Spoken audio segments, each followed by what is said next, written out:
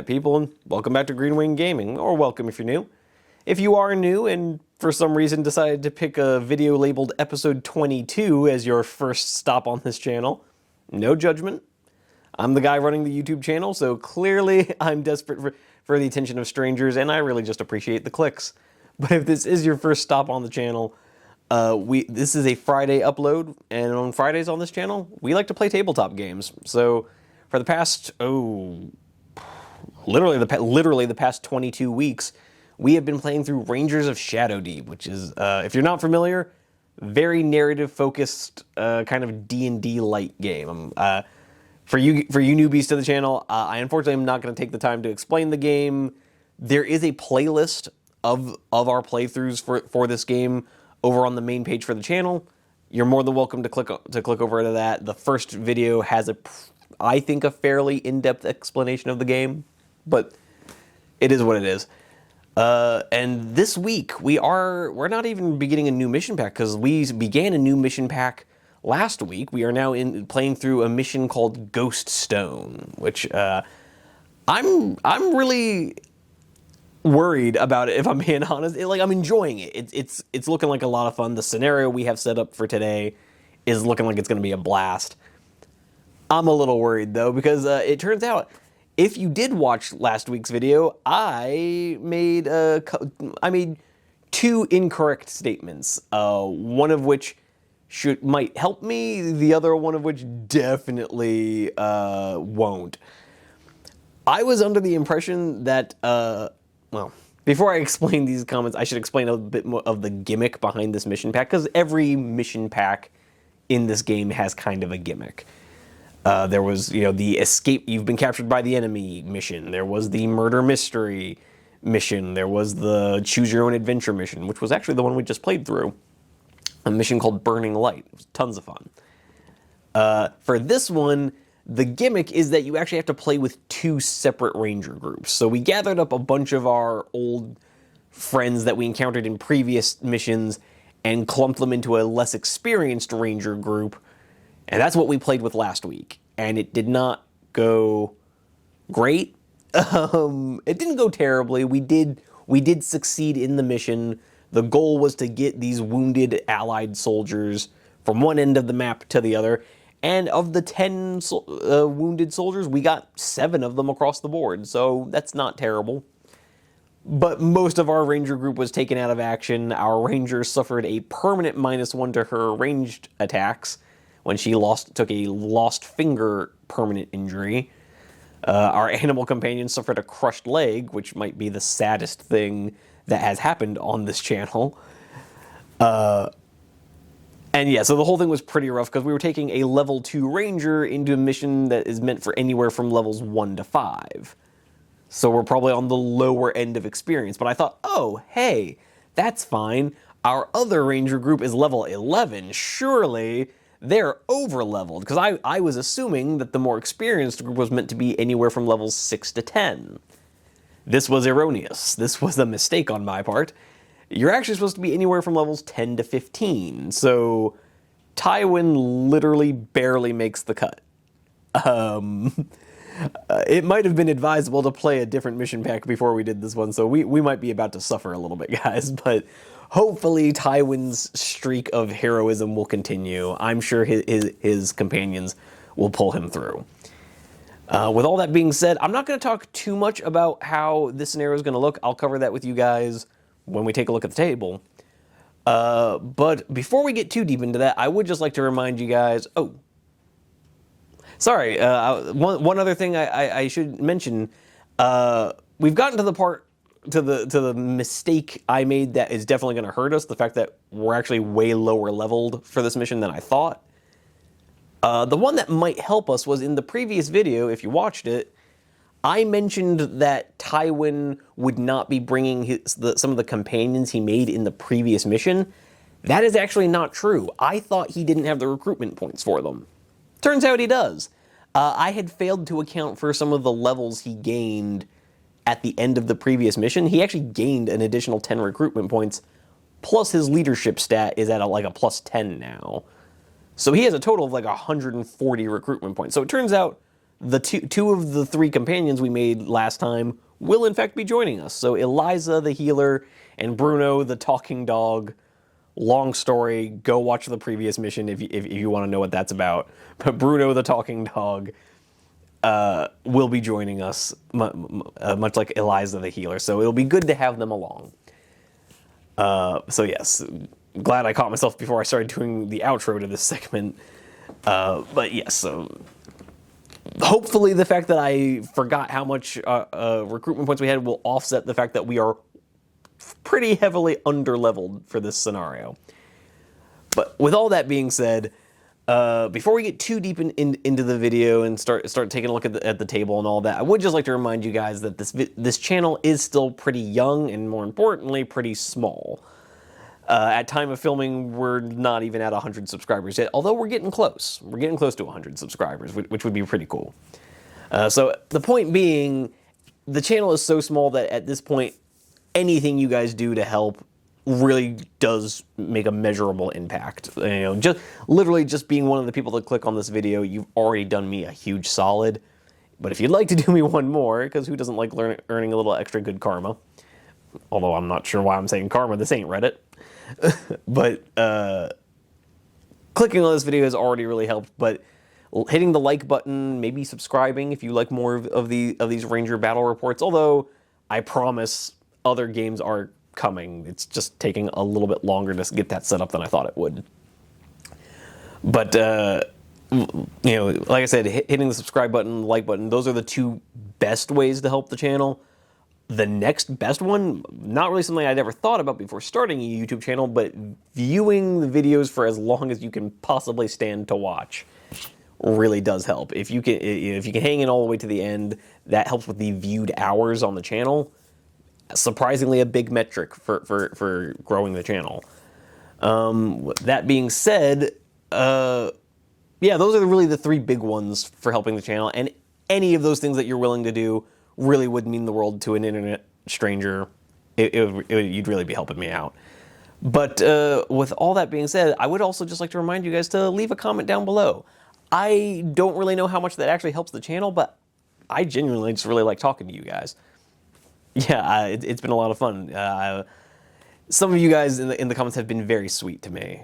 When I was taking a quick 2-week break for the holidays, you all were very nice, very understanding about it, and that really meant a lot. So I do appreciate it, and I love hearing from you guys. I genuinely do. So I'll try not to take the lack of comments on the last video personally. I missed you guys, but I hope to hear from you soon in the future. But anyways, with all that being said, we're playing the Ghoststone mission pack. We're going to launch into Scenario 2, so hey, let's just get into it. Alright, as usual guys, we're going to start off with the narrative leading into this scenario.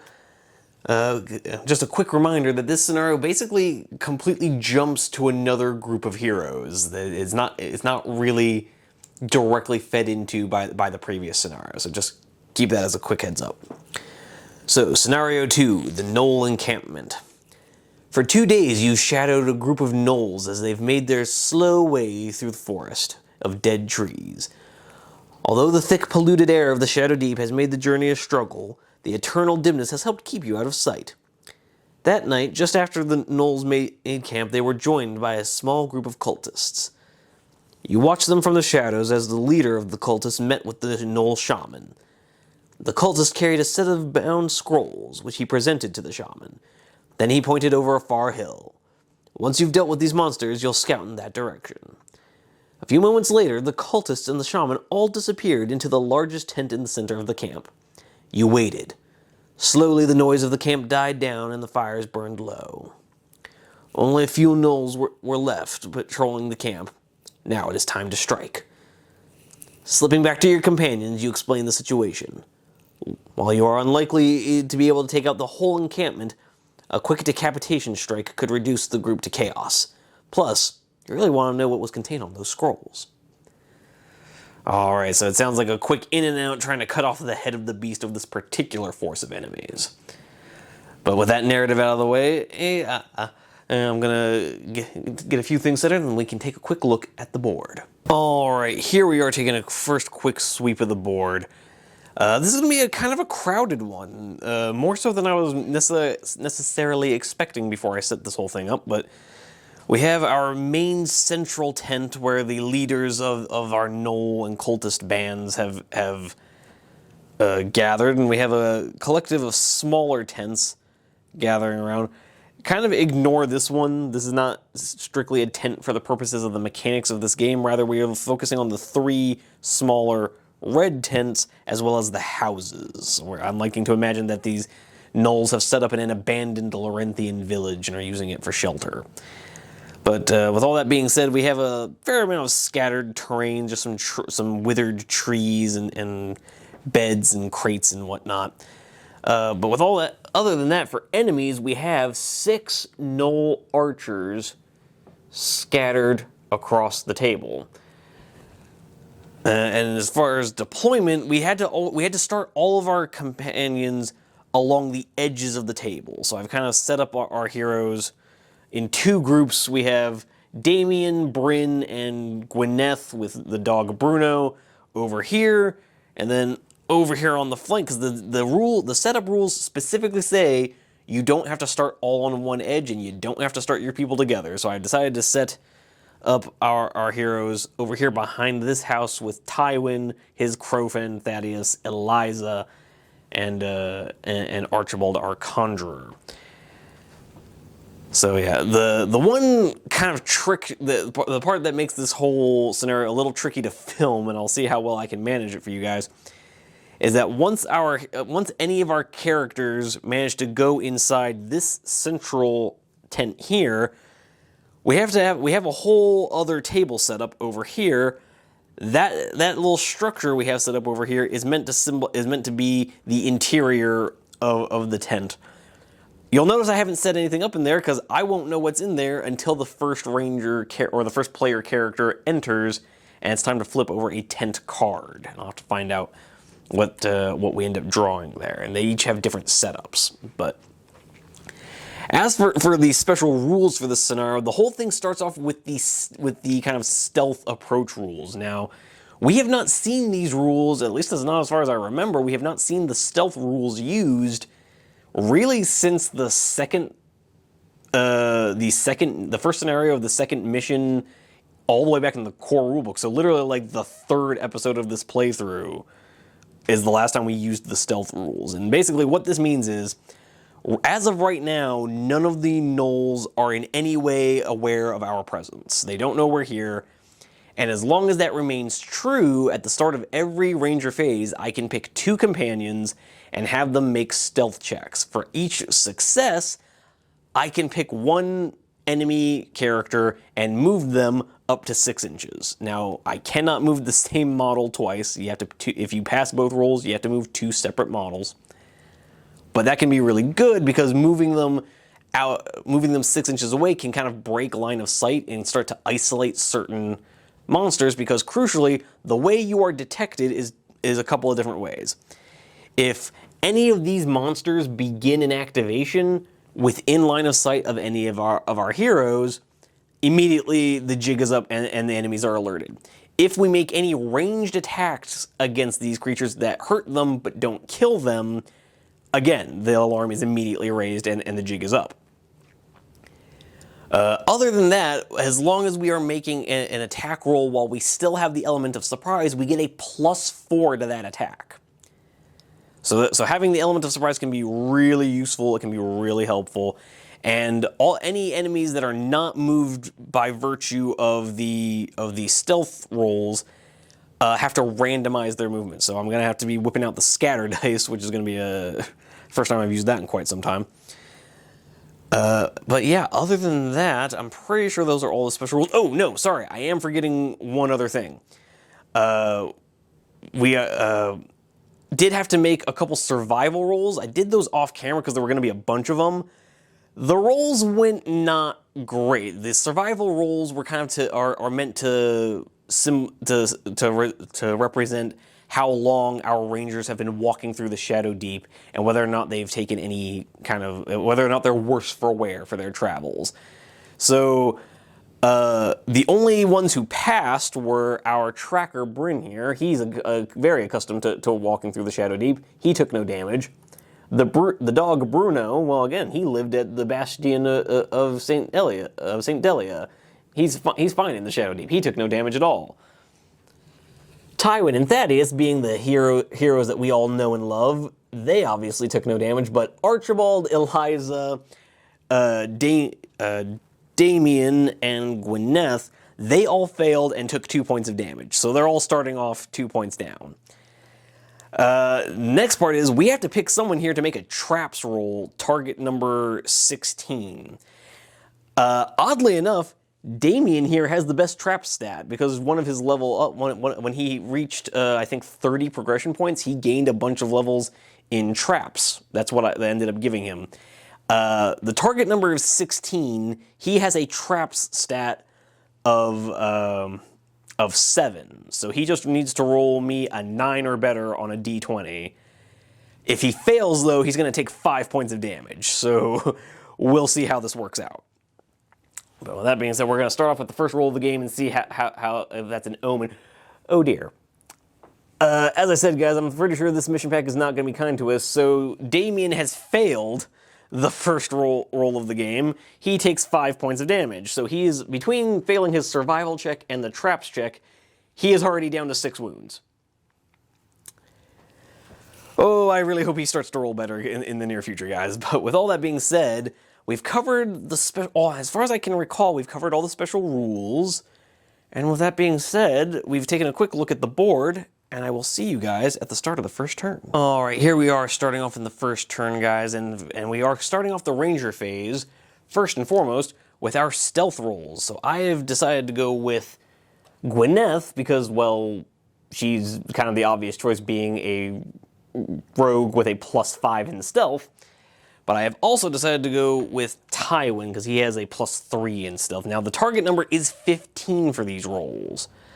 So Tywin is going to need to roll himself a 12 to pass this stealth check. See, can he pull it off? He rolls himself a 15. I don't know if you can quite see that in the glare. Oh, come on, camera focus. There we go. So yes, he has rolled himself a 15, so he has passed his stealth check. And now let's see if Gwyneth can do the same. She only needs a 10. Oh, no, unfortunately not. She has only rolled a 9, so Gwyneth has not quite passed her stealth check. So we will only be moving one enemy creature prior to our activations. So I think what we're going to do is we're going to pick this this fella over here. If you'll excuse me while I grab a tape measure. We get to move him 6 inches. And we're just going to move him over here around this tent, like so. And just for making this stealth thing a little easier, we are going to be using facings for this. So the game itself doesn't specify that the model has to be facing the ranger, that it just needs to be able to draw a line of sight. I personally think that makes stealth all but impossible in this game, so I am going to be operating under they need to be facing their forward arc towards the ranger characters. If some of you are diehard Rangers players who think that that's me cheesing the system, I don't know what to tell you. It's YouTube. But with that being said, we've moved one Gnoll out of the way. And we're going to go ahead and get into the ranger phase proper, and we are going to group activate with two people. And I think the two we're going to group activate with, it's going to be Tywin activating, obviously, as our ranger, but we're just going to activate with Thaddeus the Crow and Archibald, our caster. So I think what we're going to do first is Thaddeus has a movement of 9, more than enough to get him into combat with this here Gnoll, this Gnoll archer. So he's going to come over there for his first action. We have to do everyone's first activations in a group activation. So Tywin is going to do much the same with his 7-inch movement, coming over here, getting into base contact.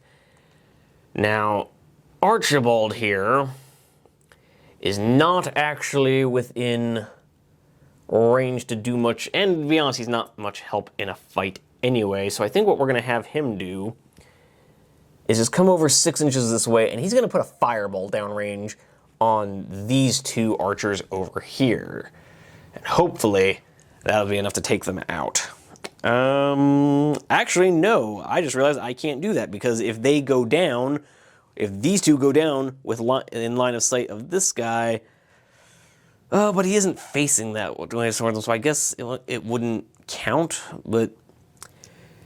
No, yeah, we're going to have to rethink this, because I was about to have him go nuclear and drop a fireball on those guys, but that, even that to me seems to start to be like super cheesing it, and that's just not okay in my book. So instead we're going to have him go over this way and see if he can't dial up a magic bolt into this enemy. And we'll see if we can't get that done. But with that being said, we're going to start, as us finishing our first activations. And, you know what, let's go ahead and start with Archibald. He's going to dial, Archibald is creeping out of the shadows with Tywin and Thaddeus. I personally am enjoying the idea of Thaddeus trying to flap his wings stealthily. I don't really know how that works, guys, but he's going to try and be the stealthiest crow as well as the deadliest crow. So he is either just flapping his wings incredibly softly, or even better, he's just like perched on Tywin's shoulder, just glaring at this Gnoll archer with murderous intent. As Tywin just creeps towards him, sword ready to slit his throat.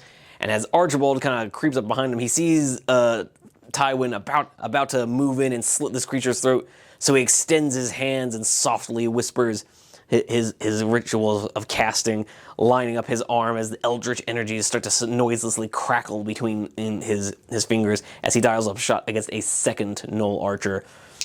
This is a shooting attack. Eldritch Bolt or Magic Bolt, I believe it's called, would already make it a +4 shooting attack. I'm gonna go ahead and state that he gets the +4 bonus from having the advantage of surprise, because that just feels like how that's supposed to work.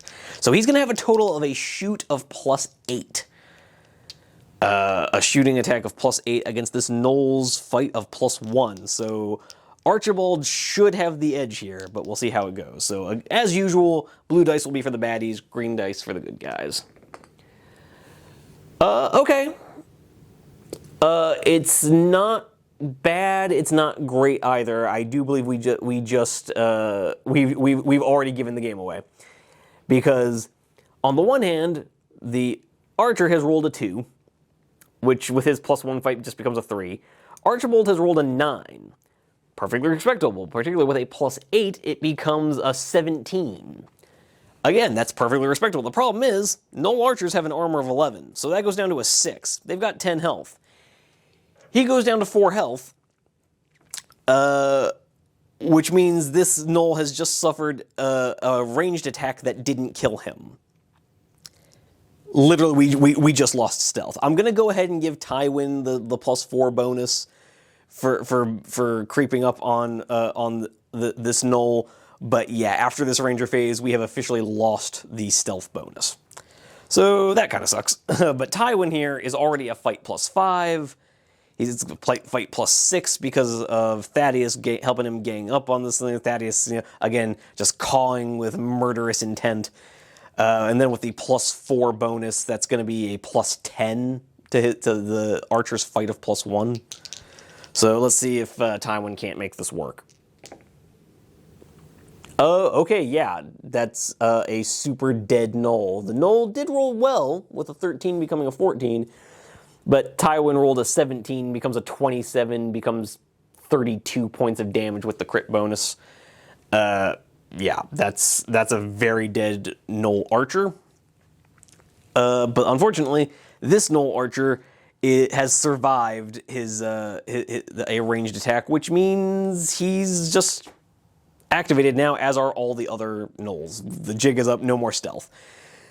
So that kind of sucks. We literally couldn't even make it through the first turn without blowing our cover. But yeah, whatever. We're not sneaky boys anyway. We don't do that here. But with that being said, that brings us to the end of the Ranger phase, which means it's time for this archer here to dial up a shot at Thaddeus, shoot +2 against Thaddeus's fight of +1. So come on, Thaddeus, fly like the wind. Okay, Thaddeus heard my words and has rolled, oop, camera focus, that is a 13, or sorry, no, that's an 18. Sorry, even I'm having trouble telling with the glare. But yeah, so Thaddeus has rolled an 18, with a +1 becomes a 19. Our baddie has rolled a 3, becomes a 5. So yes, as Tywin comes up and slits the throat of the archer that was standing there a second ago, a magic bolt flies by, slamming into this gnoll, who lets out a warning cry to all his fellows before hurriedly trying to loose off an arrow, which Thaddeus nimbly flaps out of the way of. But with all that being said, our other enemies don't have line of sight to anybody yet, which means they have to move towards the target point, which is the target point for the scenario is this tent right here. So this gnoll is just gonna kind of move, sorry, this gnoll right here is gonna move his 6 inches getting over here, and he's just gonna kind of hang out. This gnoll, on the other hand, is gonna move a full, sorry, this gnoll over here is gonna move a full 9 inches, ending up by these barrels, because again, has no line of sight to any enemies, so they have to make a direct beeline towards the target point, which is the front of the tent. These gnolls are gonna be doing much the same. They've heard a cry of alarm, and their first instinct is to protect their leaders at the heart of the tent, so they come running over this way. Which, to be fair, will actually buy us a bit of time if we decide to go that way. But all that being said, we are now at the end of the creature phase. Yeah. I guess this guy does have a second action, so he's just going to move his 6 inches back towards the target point. Because he's let off an arrow, and he's now, well, no, actually that doesn't make a lot of sense either, because he's the only one who does have line of sight. So I guess he's gonna start charging off towards our companions.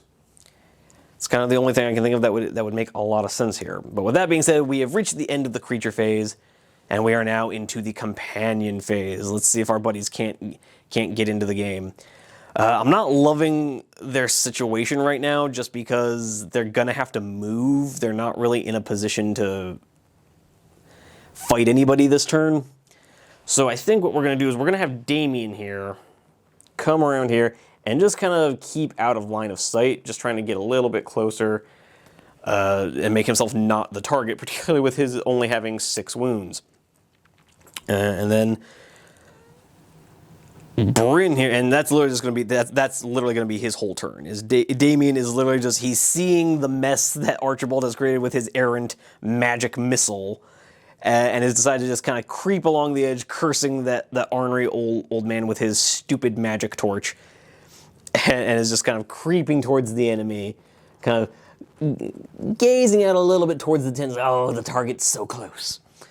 But with that being said, Bryn here for his turn is just going to move up and dial up a shot at the at this archer. However, he did move, which is going to give the archer a +1 to his fight, and there is light cover in the way, which is going to give him another +1. So they're actually going to be dice even. Bryn is shoot +3, while the archer will now be fight +3. Will be fight +3. So we'll see if Bryn's first loud, if stealth was not gone already, I'm pretty sure this loud percussive bang from a black powder musket is going to do it. But let's see if as he moves forward, if his shot doesn't ring true. So yes and no. Let's see. He's definitely won the roll off with a 9 becomes a 12. But yeah, so 12, the thing has crossbow stats, so it does get +2 damage, brings that up to 14 damage, but this archer has an armor of 11, so he's going to be left with 1 wound remaining, not quite enough to kill him. So, yes, oddly, so Bryn comes rushing around the corner, or hearing the cries of alarm go up, levels his musket looking to clear the battlefield and aid his companions, pulls the trigger, blam! The puff of his black powder smoke plumes out ahead of him here, out ahead of the house, and alerting. One would think that would be alerting all these guys to his location, but at least it slams home, finds purchase in the back of his target, who lets out a howl as yet another missile blasts into his back, leaving him bleeding and gasping for breath. That being said, as much as courage is admirable, discretion is the better part of valor, so Lady Gwyneth is going to follow in Damien's fine example and just kind of creep around, looking to keep herself more or less intact. I'm just going to move this tree out of the way. And then we're going to have Bruno come up and kind of form a bit of a rear guard, protecting people, protecting the others. And we'll bring him a little closer around like so. But yeah, we'll back him up because now he's in line of sight. There we go. And so that brings us to the end of the companion phase. Fortunately, the special rules do specifically say we do not draw a special card yet. We don't begin drawing from the event deck until turn 3. So we have this turn and next turn with no event phase, which is kind of a blessing because the event phase was not kind to us in the previous scenario. But with all that being said, that does bring us to the end of turn 1. We have already screwed the pooch in terms of trying to do this quietly. Oh, sorry. I just remembered. Oh, yeah, we have this lady here with her healing magic and all that. She's only got the one healing spell. She's probably going to try and make her way over to Damien. But for now, she's just going to stay close behind Tywin, not using up her full move. But yeah, with that being said, we are now at the end of the turn, and I guess I'll see you guys at the start of the next one. All right, guys, going into turn 2 here, seeing if we can't start to claw this back a little bit. We're gonna give ourselves another group activation, where this time I think we're actually gonna go a little bit differently. We're gonna group activate with Tywin, obviously, but also Thaddeus and Eliza rather than Archibald. I don't know how helpful Archibald is going to be right now. So we're going to do much the same with our deadliest crow friend Thaddeus, looking to continue his gang up murder trend with Tywin. Thaddeus going like this, Tywin going like so. Eliza joining the party just behind, not quite looking to get involved in the fight. But again, Tywin now being in a super gang-up position with Thaddeus. The two of them are just the murder bros. They are just walking around, let's gang up on anonymous henchmen 2-on-1 and kill them and brag about how heroic we are. So Tywin will now be a fight +6, no longer getting that +4 for surprise. That is long gone. But yeah, his fight +6 against the archer's fight of +1. Oh, yeah, and for the second time, Tywin has rolled well higher than he needed to. He has rolled... Oh, man, that is really not showing up well on that glare. He's rolled an 18, guys. So with +6, that gets into a 24. We'll get into 29 points of damage on a model that has 1 wound left. So yeah, that is a Yeetus Deletus. That is a second dead archer. But with that being said, Thaddeus here does still have a second activation, and I think he's going to use it to get the hell behind Tywin so he's not getting eaten up with shots. And Eliza is just going to do much the same. And that does bring us to the end of our Ranger phase, having eliminated a second of the 6 archers, so only 4 archers left on the table. But with that, we're into the creature phase, and we do have an archer who is able to draw line of sight to Tywin, and so that's exactly what he's going to do. The archer is going to have a shoot of +2 to Tywin's fight of +5. Oh dear. So the archer has rolled a 14, whereas Tywin has rolled also a 14. Okay. Sorry, trying to handle this camera and look at the dice at the same time is harder than it looks, guys. So yeah, our archer has rolled a 14, Tywin has rolled a 14, but Tywin's fight is higher with a fight of +5 to the shoot of +2? Yes, shoot of +2. So he does manage to evade damage for now. So as Tywin has slit the throat of the first archer and come rushing forward towards this wounded Gnoll, being engulfed in black powder and just kind of giving it a casual slash backhand with his sword, putting it out of his misery. He manages to look up and peer through the smoke just in time to see an arrow coming at him, gets his shield up in time to block it, and not deal with any of that nonsense. So I don't really, it doesn't really feel fair to have that archer move forward with its second turn move, so I think we're just going to have the archer kind of hang out, because he can't make a second attack action. This archer, on the other hand, this archer over here still does not have line of sight on anybody, and is just going to be moving towards the target point. It's going to move 6 inches, and then we'll make a shoot towards Tywin. But now it'll be shoot +2 against fight of +6, because the archer has moved and is then shooting, gives an additional +1 to the target. So Tywin will now be a fight +6 against the creature's shoot of +2. Okay, so the creature has rolled a 14, becomes a 16. Tywin has rolled a 9. Has rolled a 9. Yeah, has rolled a 9 with a +6 becomes. Oh, let me do math real quick. Becomes a 15. Ooh, unfortunately, no. So a 16 to Tywin's 15 is a fail. Tywin has apparently managed to block one arrow, didn't quite notice the second arrow coming in close behind it that kind of scrapes past his leg. He is, however, an armor of 12, so even with a 16, he's only going to take 4 points of damage, going down to 14. I don't really have a great combination of dice to depict that, so we're just going to have to give him a bunch of d6s.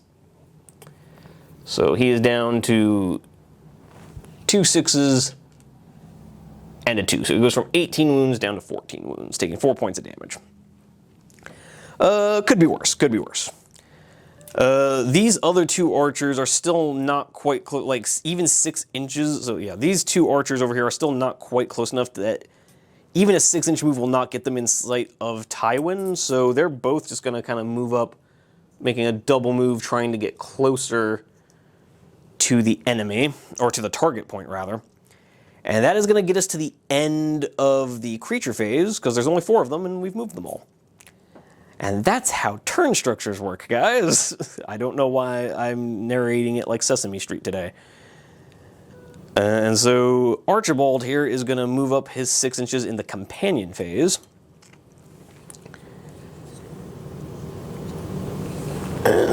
Pardon me while I move up his wound counter. And just taking a quick look over here. I'm trying to judge what he has line of sight to. So Archibald does have line of sight to right about here, which for the fireball spell is relevant, because everything within 2 inches of that fireball spell is all 4 of those archers. So yeah, we've kind of lucked ourselves into kind of an ideal situation, as these archers have all clumped themselves up at the target point, with Archibald just about ready to lay down a fireball and potentially, I want to emphasize potentially, wiping them all out. It will mean using up his only other general purpose spell, but I do think the potential for wiping out 4 archers in one go could potentially be quite good. So that is going to be him making a +3 magic attack against a bunch of fight +1s.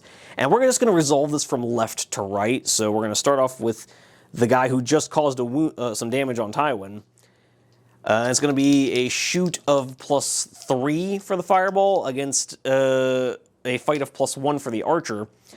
And so just trying to keep the track of the narrative here, as Tywin reels back from the scratch of an arrow kind of slashing along his bicep. Archibald sees this and is just muttering to himself, feeling a bit the fool for having caused all this mess. And as he's grumbling and chastising himself, not as accurate as I used to be, but I still got one left.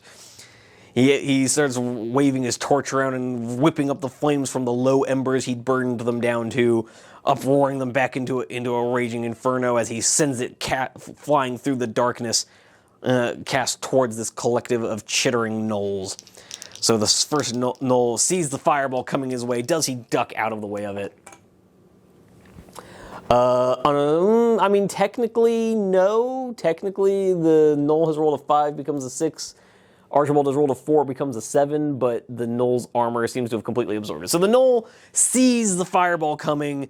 He doesn't quite get out of the way of it, but he just jumps up against the tent enough that his armor is able to deal with the heat of the blast. But what about his friend right next to him? Oh, okay, so the friend, not so lucky. Archibald has rolled a 20, with the +3 becomes a 23, with an extra 5 points of damage for the crit bonus is 28 points of damage. Against the Gnoll's roll of a 15 becomes a 16. So yeah, 28 points of damage, even with the 11 armor of being an archer. That is a flaming archer screaming in pain as he is sent on his way to hell.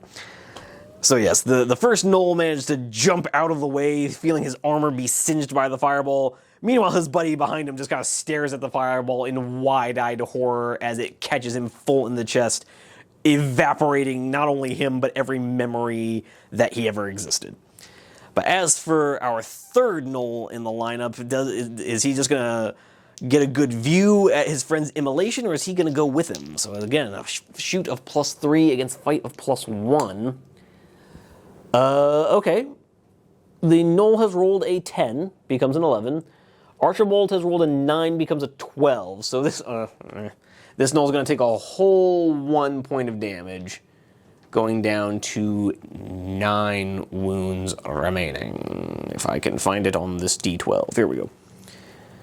So apparently the guy in front of him getting hit with the body of the Gnoll in front of him absorbed most of the damage, and he just kind of got like a mild singe on his fur. But what about the fourth guy in the lineup? Maybe even numbers are doomed in this quartet. Apparently not. Archibald has rolled a 2. It doesn't really matter what the Gnoll rolled. So yeah, apparently that one Gnoll in the middle was just super unlucky and caught the full force of that fireball to the chest. The rest of them, like, barely noticed. Like, one of them has slightly singed fur, and the rest of them, like, their armor's a little warm.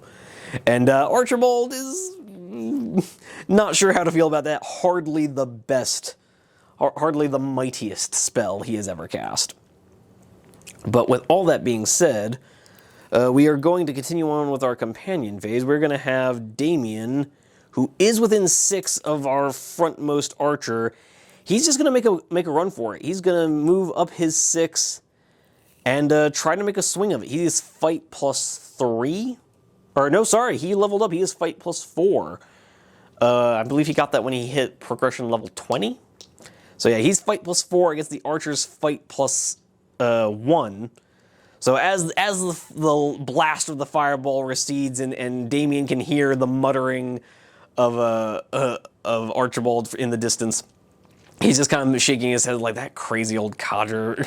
If you're gonna be this loud and noisy on a stealth mission, you could at least be deadly. But Damien comes whipping around the corner, shield held at the ready, his sword keening to taste the flesh of his enemies, and he comes rushing forward with a thrust of the tip of his blade directly towards the throat of this nearest Gnoll archer. Fight +4. No, the archer has apparently this archer came to play. This archer rolls a 20. Damien has rolled a 5. So yeah, oh no. I just remembered Damien can take damage here. He's armor 12. He's going to take 11 points of damage and immediately be removed from play. So, oh dear. What happens to Damien? A 5. That, I believe, is going to be a light injury. Because 1 to 2 is death, 3 to 4 is permanent injury, 5 and a 6 is lightly injured, I believe. Yes. So he's going to suffer a light injury. He's removed from play. Like I said, guys, we might be a little underleveled for this. But with that being said, we are just going to start taking a bit more of a cautious approach, I dare say. We're going to have Bryn here move up into cover behind this barricade and dial up a shot. He's going to dial up a shot at the wounded archer, so he's going to be shoot +3 against a fight of +2 for him moving. And I just realized he actually can't do that because he didn't reload last time, so he's just going to move up into this cover and reload his crossbow. Meanwhile, I guess Gwyneth is just going to... Well, let's see. Gwyneth could make a go of it. Yeah, so Gwyneth is going to move her 7 inches and try to succeed where Damien failed. She's going to rush forward. She is a fight of +2, so I guess it's possible. But she is fighting with a dagger. She lost her bone sword the last time she got removed from play, so she is only going to be fighting with her dagger. But she sees Damien come forward and decides to join him, sees this Gnoll archer just thrash about and club Damien over the head with his bow. Damien, being exhausted from the march, just collapses to the ground unconscious. Kind of a bit of a nasty gash on his forehead. But Gwyneth rushes in with her dagger. Fight +2 against fight +1. Okay, so Gwyneth at least came to play. So as Damien collapses to the ground unconscious, a little bit of blood streaming from his forehead, Gwyneth comes charging in, her dagger at the ready. Rolling a total of a 19, which is going to become 18 points of damage, which is going to become 7 after we account for the armor. So that is going to leave the Gnoll at 3 hit points. And yeah, that's kind of it for that. The Gnoll is injured, Damien's unconscious.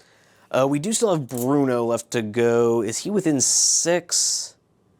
He is just within 6 of being able to get in, so he is going to come rushing forward. As a Warhound, he does have a +1 fight, which goes up to a +2 for the gang up bonus. So as Damien is collapsing to the ground and Gwyneth comes rushing forward to stab her dagger into the side of this Gnoll, she gets a nice meaty bite into him, the dagger gashing all the way up his side, letting out a stream of blood and a howling cry all at once as Bruno is close behind. Son, hey, stay off my boy! That's my goodest human. He feeds me the best treats. So he's coming in with a fight +2 against fight +1. And how has he done? He's done pretty good. He's done pretty good. So the Gnoll has rolled a 7, becomes an 8. But our goodest boy has rolled a 12, becomes a 14, which becomes exactly 3 points of damage, accounting for the armor. So that becomes our 4th dead archer of the scenario. Yeah, okay, we're starting to clean up a little bit. We're starting to clean them up a little bit. Could be worse. It could be worse. Or so I'm going to keep telling myself. But with that being said, so Bruno has come charging in, and as the Gnoll lets out a howling cry of pain as Gwyneth is knifing him to death, Bruno just comes bounding over the body of Damien, sinking his fangs into the throat of the Gnoll and cutting his cries short, bringing us to the end of turn 2. This is another turn where we don't have to deal with the event deck quite yet. And I suppose at this point I should clarify, this game keeps going until either all of the Rangers are removed from play or all of the monsters are removed from play and we've exhausted the event deck. So, this could be a long one, guys. But with that being said, we are down to the end of turn 2, and I will see you guys at the start of the next turn. Alright, going into turn 3 here, where things are going to start getting a little more serious with the deck of scary things starting to become a thing again. We're going to group activate with Tywin, Thaddeus, I guess Eliza. There's not a lot of point to her anymore with Damien dead, but she does still have a healing spell, so.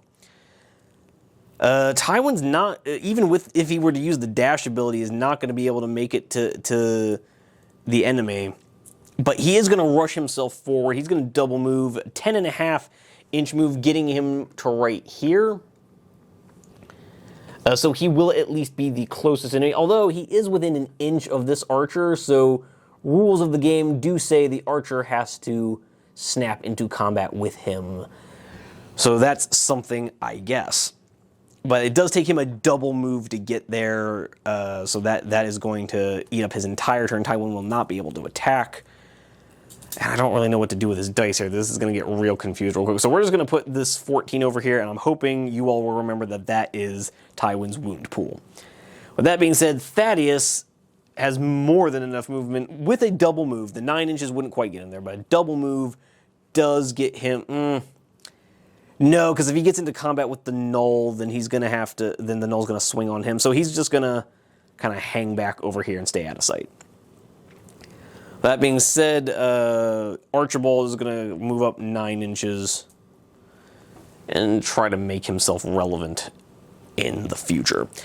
That brings us to the end of the Ranger phase into the Creature phase, where we have to resolve the closest creature first. So we have Ranger versus Gnoll Archer.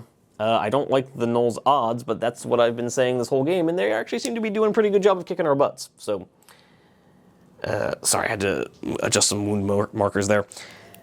So yeah, with Tywin in combat with this Archer, it is going to be a fight +5 against a fight +1. Let's see what we can make happen here. And of course I have rolled the dice off the table, like a complete amateur. So off the table does not count. We are going to re-roll that dice. He has rolled an 11 with a +5, becomes a 16. And what has our bad guy rolled? Our bad guy has rolled a 13. +1 becomes a 14. So Tywin has won the engagement. He's not going to push the Gnoll out of combat because he doesn't feel like taking a shot from the other Gnoll. Plus the Gnoll has a second action and would just move back into combat with him anyway. But so Tywin has rolled an 11, becomes a 16. That's going to be 5 points of damage on the Gnoll, who will go down to 4 wounds. So seeing a fireball streak past his head and explode, doing less damage than he would have thought, and hearing Gwyneth's cry of warning as Damien goes down, Tywin comes surging forward, blade at the ready, blood streaming down his arm, bringing his sword down as the Gnoll kind of tries to get its bow up to deflect, and manages to batter the bow out of the way, dealing a massive gash to the forehead of this Gnoll, who's already looking a bit worse for wear, causing a massive head wound as he pushes forward. But now we have to deal with the second Gnoll, who I'm going to say is not going to shoot at Tywin because it feels kind of cheesy to have him to just say, oh yeah, the Gnoll's definitely going to risk shooting his buddy in the back. So he's going to be shooting at Gwyneth. He's going to have shoot of +2 against Gwyneth's fight of +2, so it could be worse. And considering there is literally an ongoing battle an inch away from this guy, I'm going to give her light cover. So she's going to be fight +3 to his shoot +2. Okay, and Gwyneth has rolled a 16 to the Gnoll's 8, so the cover didn't really matter. Gwyneth rolls a 16, becomes a 19. The Archer has rolled an 8, becomes a 10. So apparently, seeing this Ranger come surging forwards and over the dead body of one companion being devoured by a warhound and another one who was just incinerated, seeing his buddy now bleeding and howling in pain, his arrow has gone wide. And I think I'll just have him kind of move off to the side like this. Or, no, I guess he'll just stay there. He's got line of sight on people. Which does bring us to the companion phase, which our healer, Eliza, is just going to move up to this corner here, trying to keep pace with everybody else. Thaddeus is already activated. I think what we're going to do is we're just going to have Bruno come in here and get the gang up bonus on this Gnoll.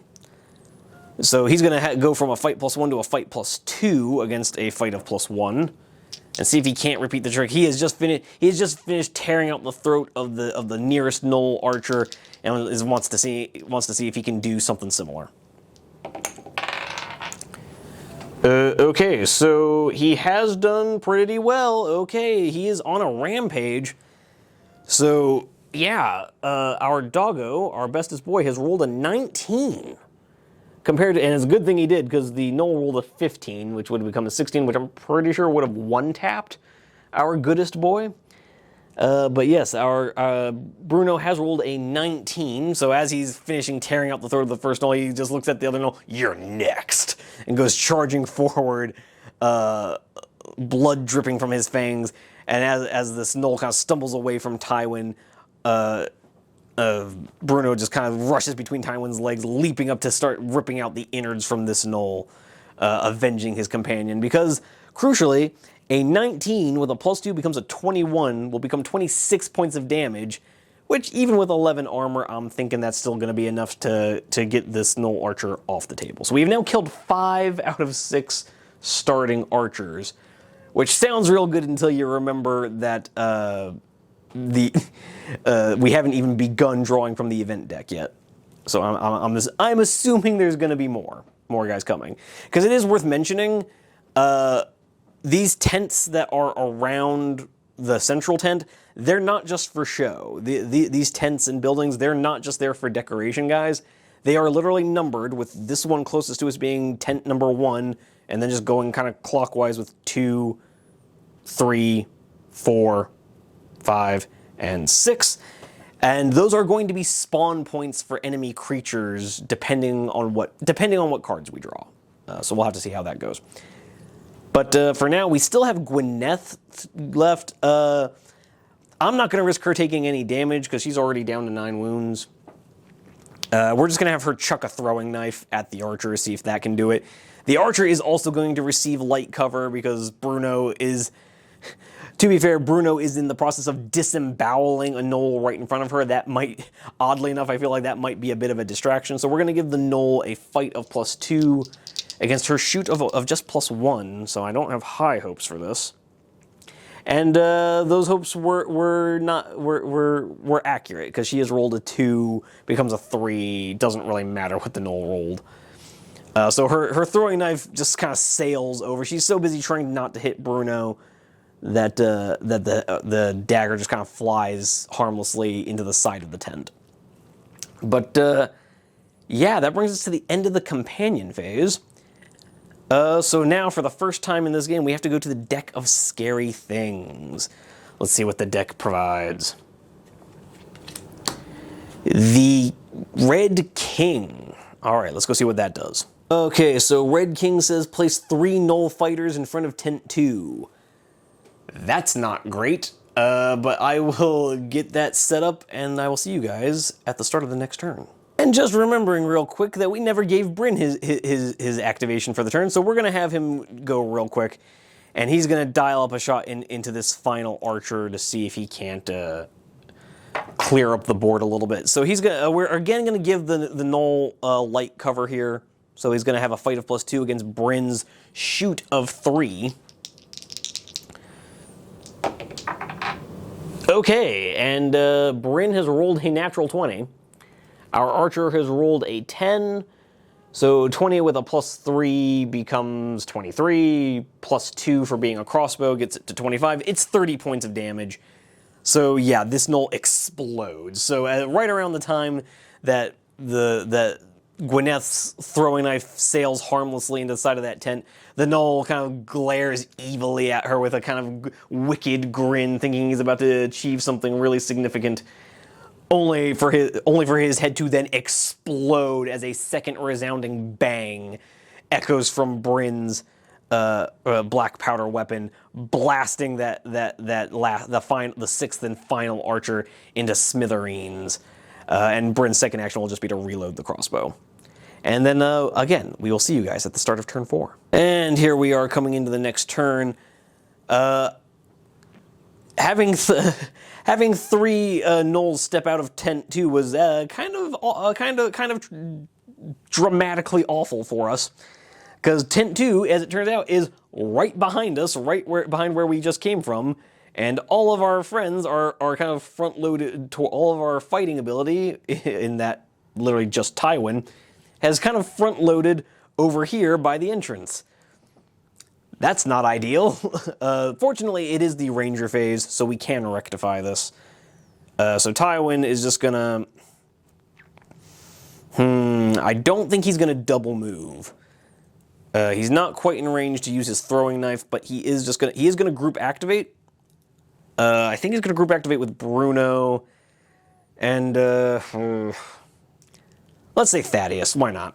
So he's gonna group activate, heading over to like this, and Thaddeus will come up like this. Bruno will come up close behind like this. And Tywin's wounds, more importantly, will come over like this. And I think Tywin's second activation is going to be just a really unlikely toss of his throwing knife at the central Gnoll, just because they're all basically the same, and that feels like the most dramatic. He's just going to, as Tywin watches the final archer fall with his head just absolutely turned into a canoe with the impact of a well-placed musket shot from Brynn, he turns around looking to give an encouraging smile to his tracker friend, only to notice 3 cackling gnolls emerging from the tent, having had... The archers may not have defended themselves, but they bought their friends enough time to get their armor and weapons ready and come jumping out of this tent, which is not what we wanted to see. But so Tywin, as he's rushing through his friends, as he's letting out a warning shout, desperate to protect his companions, he hurtles past them, pulling free his dagger and chucking it at the enemy. He has a shoot of +1 against this Gnoll, which will now have a fight of +3. Gnoll fighters normally have a fight of +2. Yeah, and so Tywin has rolled an 8, becomes a 9. The Gnoll has rolled a 11 with a +3, becomes a 4. Yeah, so the throwing knife, again, the only other throwing knife we had has now been wasted and, again, sails harmlessly past the Gnoll's head. And our animal companions are just going to kind of stay put, because I don't particularly feel like throwing their lives away. But that does bring us to the creature phase. The only creatures left on the table are our gnolls. So hopefully Tywin can weather the charge, because literally I literally just realized that the 3 clan rats that I have placed here, let's see if I can't get a better shot of these guys. All 3 of them have spears. I don't know how well you can tell. Yeah, so the lighting's not so bad on them. Yeah, so all 3 of them, I just realized I happened to pick up 3 clan rats with spears. So I guess we're just going to start off with the one closest to me, charging forward, looking to level this arrogant ranger who has just chucked a shiny piece of metal at him. So he's gonna have more than enough movement to get into base contact with Tywin. Bruno is then gonna snap into combat because he's within an inch of the combat. But again, for those of you who have been watching, you will remember that my home rule here is that even though this is not what the actual official rules say, I always have an enemy model attack the model that it charged. Because to me, it doesn't make a lot of sense. Even though the rules right now do say the Gnoll fighter should fight Bruno, because he's the model with the lowest wounds in contact with the enemy. It doesn't make sense to me that this Gnoll laid an evil glare on Tywin, lets out a roar, and charges forward to slay Tywin, then suddenly stops and says, "Oh wait, dogs are easier." That just doesn't make a lot of sense to me. So the Gnoll has charged Tywin. Bruno has snapped in, finishing with his second Gnoll snack, and has come charging in to try and clamp his jaws down on this Gnoll to disrupt its charge. The Gnoll is going to be fight +2 as per usual. Give me one second. I want to make sure I've got that stat right, because I don't want to be shortchanging the bad guys. Yes, I had that right. Gnolls really are a fight of +2. For a second, I thought they might be fight +3, but no. Which would have made this fight a lot scarier. So yeah, this Gnoll fighter is a fight of +2, has charged in against Tywin, who is already a base fight of +5. Bruno giving him a fight of +6. So let's see if Tywin can defend himself as he's trying to defend his companions. Not so much. So Tywin has rolled a very nice 10, which becomes a 16. Unfortunately, the Gnoll has rolled an 18, which becomes a 20. So I think what we're going to do here is we're going to pop Tywin's parry ability, which is going to give him a +10, but does not allow him to cause any damage. So as Tywin comes rushing through his friend's barrel, yelling out a cry of warning, chucking his throwing knife ineffectually, well, the first of the spearmen charges forward to meet him, and Tywin just barely manages to shield bash the Gnoll away, with Bruno kind of offering his help as he charges forward. So this Gnoll is going to get knocked out of combat by an inch. And the middle Gnoll is going to try much the same thing. He's just going to rush forward and try to fight it out with Tywin. Now, we're not going to snap in again because I would argue that given the layout of the models, Bruno really can't snap in. That doesn't really make a lot of sense with the way the models are spaced. So our middle Gnoll is charging straight into the face of Tywin, who has just finished shield bashing one Gnoll aside. Let's see if he can be prepared again. So again, this time Tywin will only have a fight of +5 against a fight of +2. Oh dear. So the Gnoll has rolled another 18. Tywin has rolled a 1. Yeah, I don't really know what to do here, guys. I think this time he's going to activate Roll with the Punches. And so, yeah, he's just going to activate Roll with the Punches, which will cut the amount of damage he takes in half.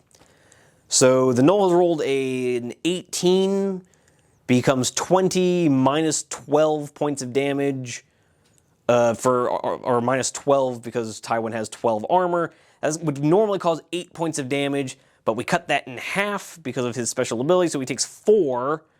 So he's going to go down to 10 wounds, which is not ideal.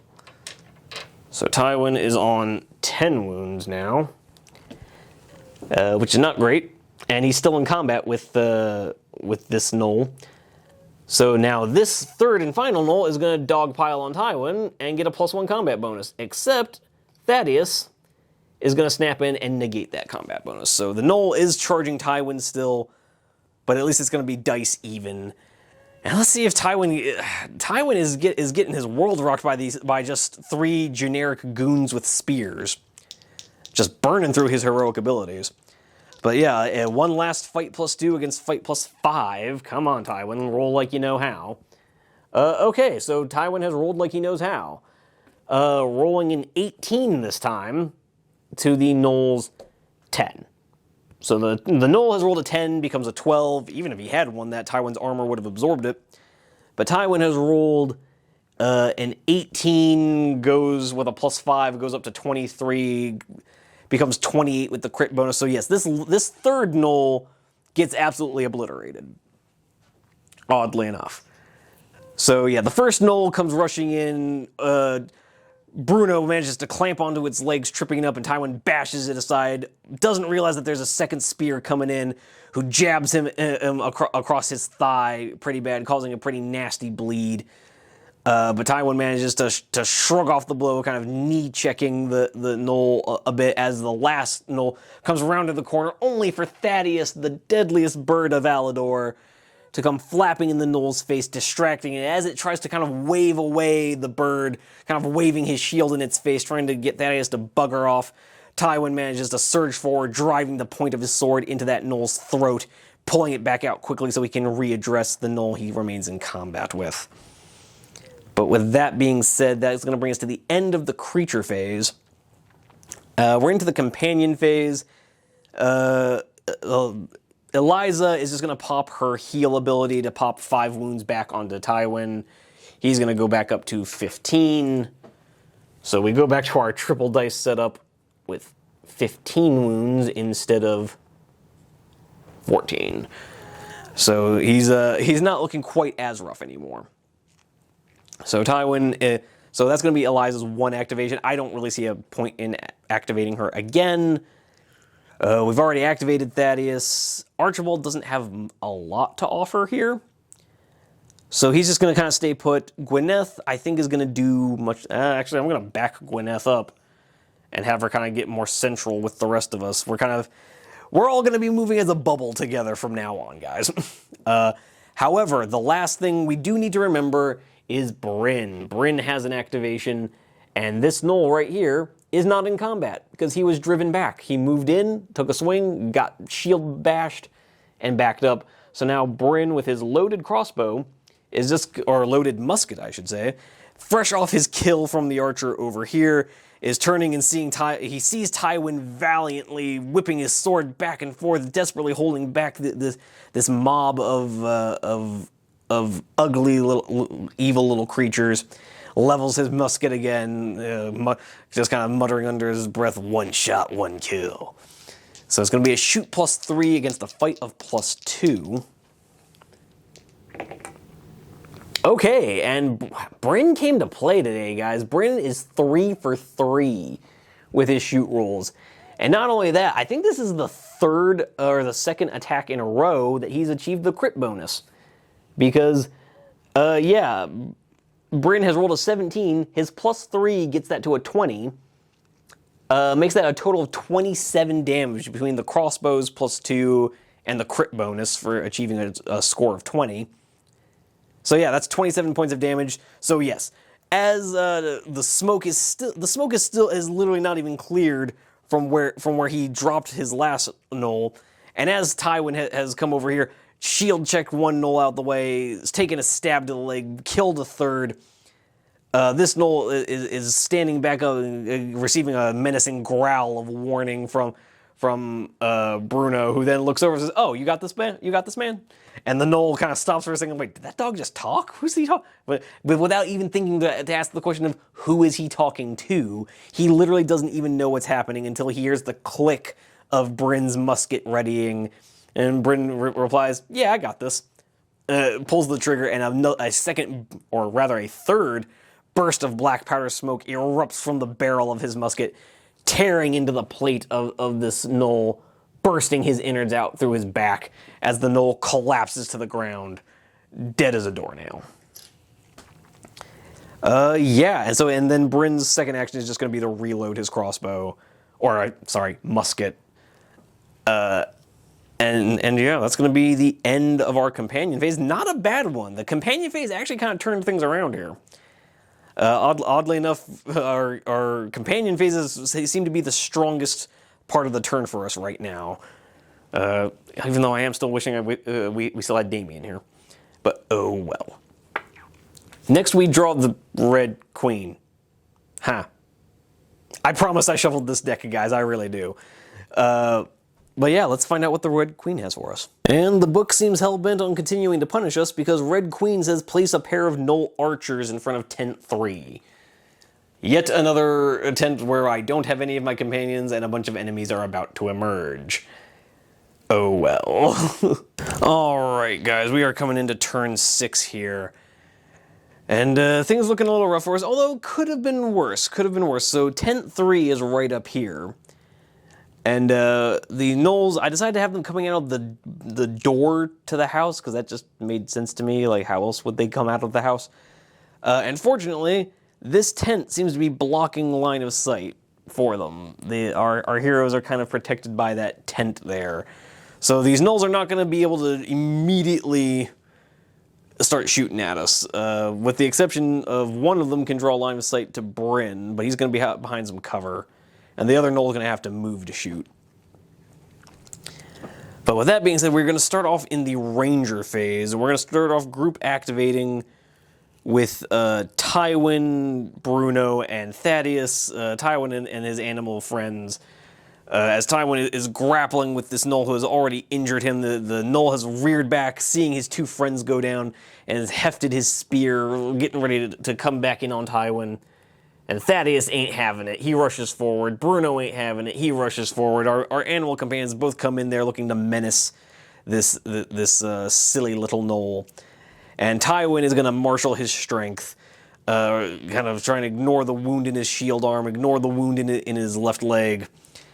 And he is going to come down with a fight of +7 as a bird is pecking away at the helmet of this Gnoll and a dog is tugging at its leg.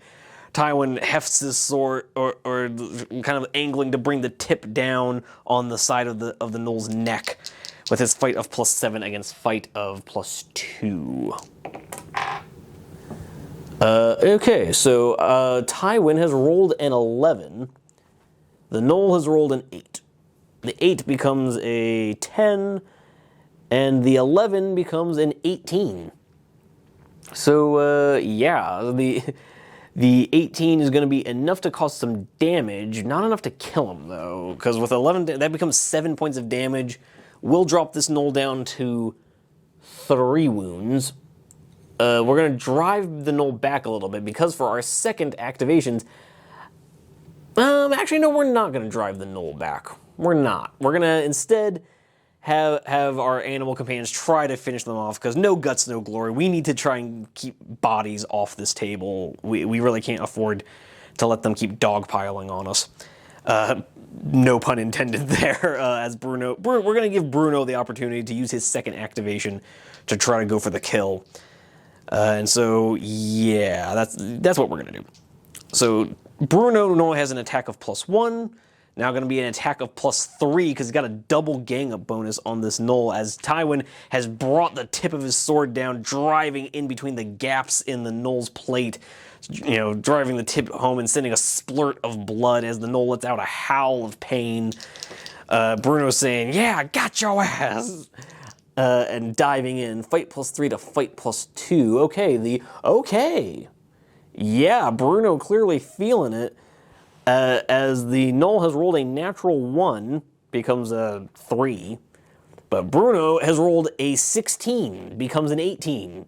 So yeah, Bruno literally doing exactly as good a job at fighting as the ranger, as the actual combat-trained ranger.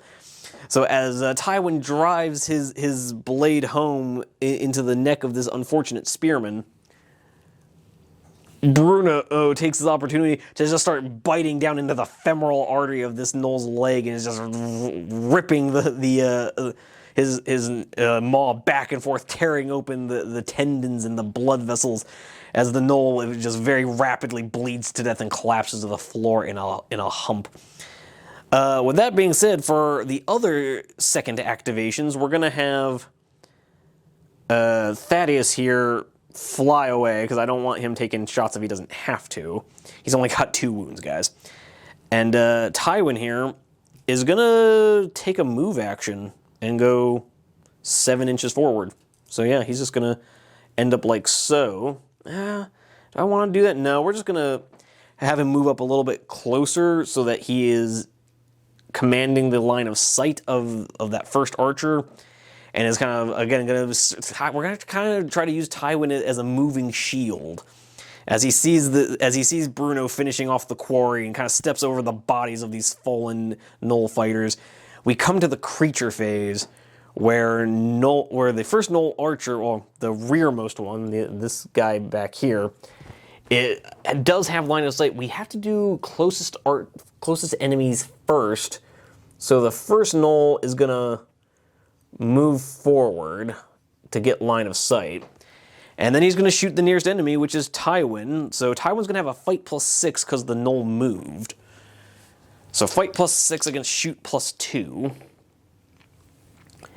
Okay, so Tywin has rolled a 10, becomes a 16. The Gnoll has rolled a 9, becomes an 11. So yeah, so Tywin is stepping over the corpses of the fallen spearmen as the first arrow slams into his shield, and he continues to stare them down. The second Gnoll already has line of sight on him. I am going to give Tywin light cover because that tent is still heavily blocking line of sight. So Tywin's still going to have a fight of +6 against shoot of +2. And he rolls a 17, so Tywin rolling hot.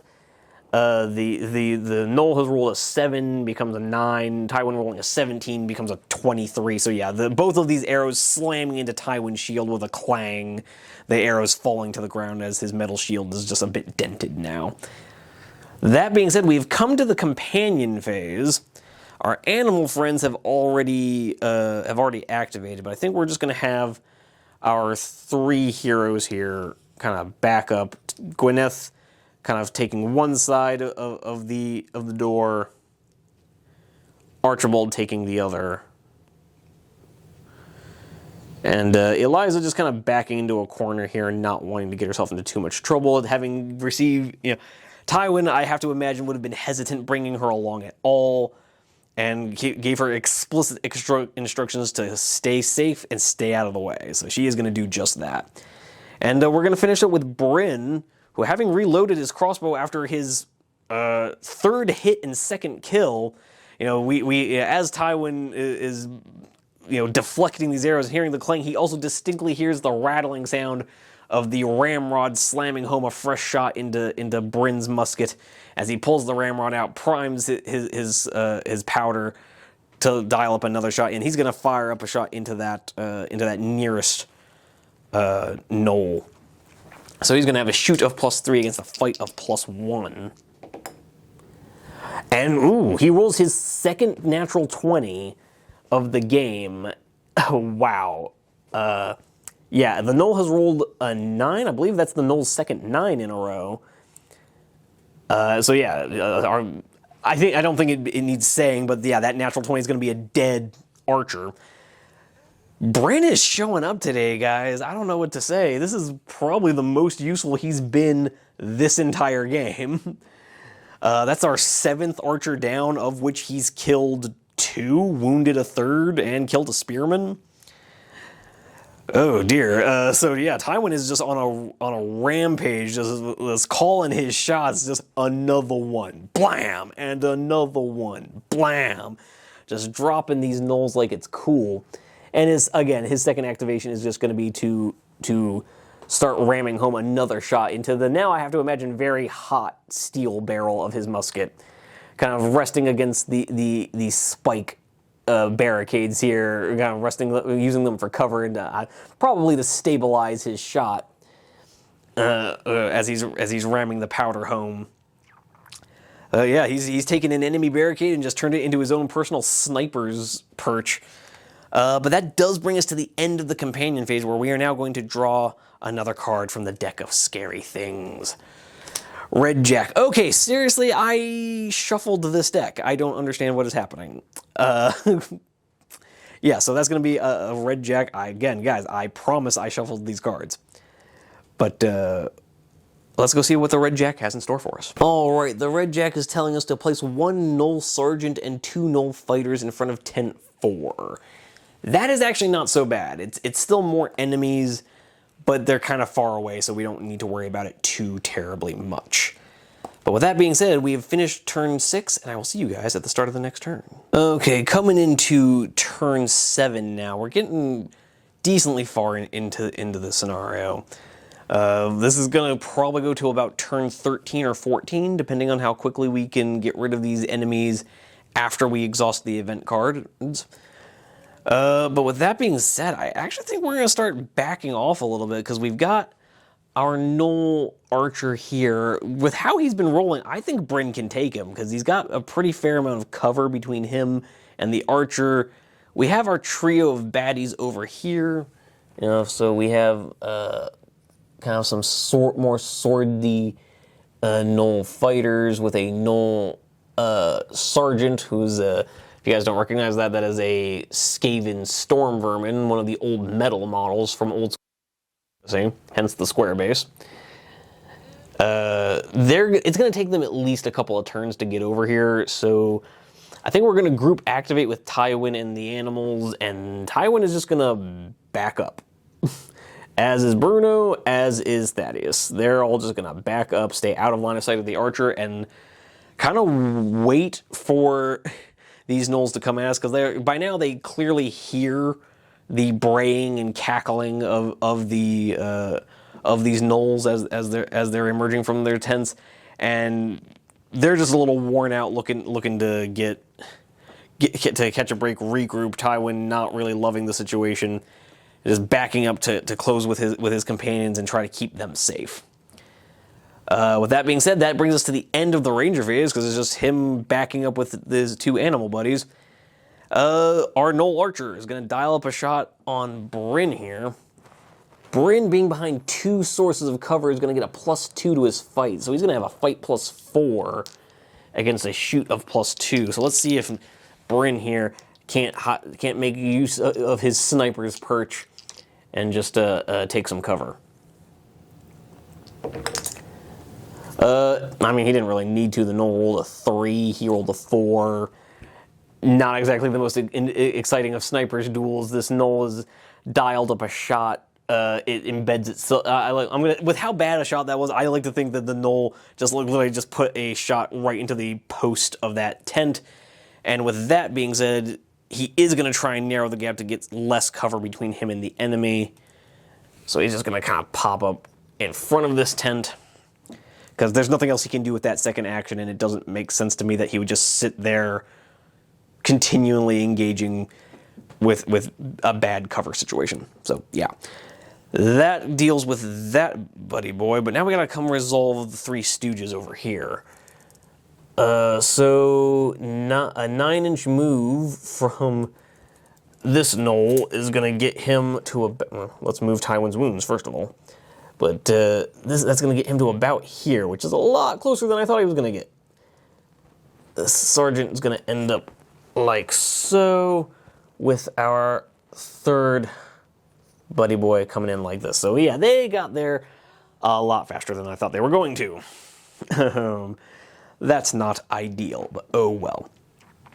So with that being said, really wishing Archibald had made better use of his fireball earlier. But with that being said, we're going to go into the companion phase. Yeah, there's not a lot to do here. Really, Eliza's just going to burn her turn. She's used her healing spell. Archibald just going to hang out. Gwyneth just going to hang out. Then neither of them are super fighty characters. I guess Gwyneth can come make herself useful and try to offer some assistance. Try to bolster up the line of combat. But Bryn here is going to try and silence the enemy guns. He's going to try and silence this archer who has just sent an arrow supposedly in his direction, but really into a tent.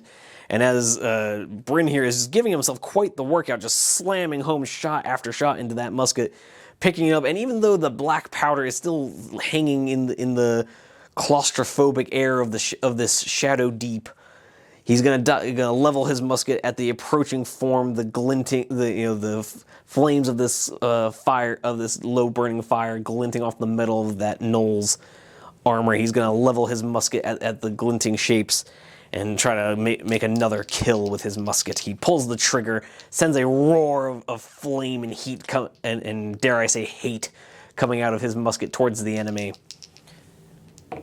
With a shoot of +3, man, and Bryn is rolling hot. The Gnoll has rolled a 13, becomes a 14 with a fight of +1. Bryn has rolled a 16, becomes a 19. But with a +2 damage from being technically a crossbow for rules purposes, that's 21 points of damage, exactly enough to drop this Gnoll with his 11 armor and 10 health. So the 8th archer has gone down, and Bryn has now gone 3 turns in a row, one-tapping these guys with a musket. I have no words. This is literally the best Bryn has rolled the entire campaign. Like, not just this mission, but in all of our missions. This is the best he's ever done. For my one friend in the comments section who seems to think Bryn is the coolest mofo around, this episode was clearly meant for you. Bryn is having his day. Bryn is earning his keep. He is doing it, guys. He is on a rampage. He is here to show that black powder is the way of the future. But with that being said, that is going to bring us to the end of the companion phase, and we are just going to go ahead and come over to the deck of scary things and see what it has in store for us. And finally, we get a card out of sequence. Is going to be the red 5. So let's see what the red 5 has in store for us. Okay, red 5 says that we need to randomly select one of the smaller tents. This tent catches fire. Any figure that moves into contact with it immediately suffers 2 points of damage.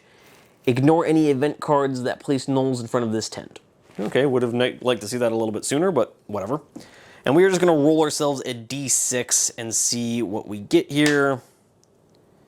A 1, so tent number 1 bursts into flames, which oddly enough is the house that some of our guys were hiding behind not too long ago. Actually, that makes sense, because that was the nearest small tent to where Archibald set off his fireball. So okay, yeah, the dice are telling us a nice story there. I actually dig that. That's gonna make some good sense. But yeah, so no enemies have emerged from tent number 1, so I assume that means we won't have to deal with that for this scenario. So tent number 1 is on fire, but we cannot come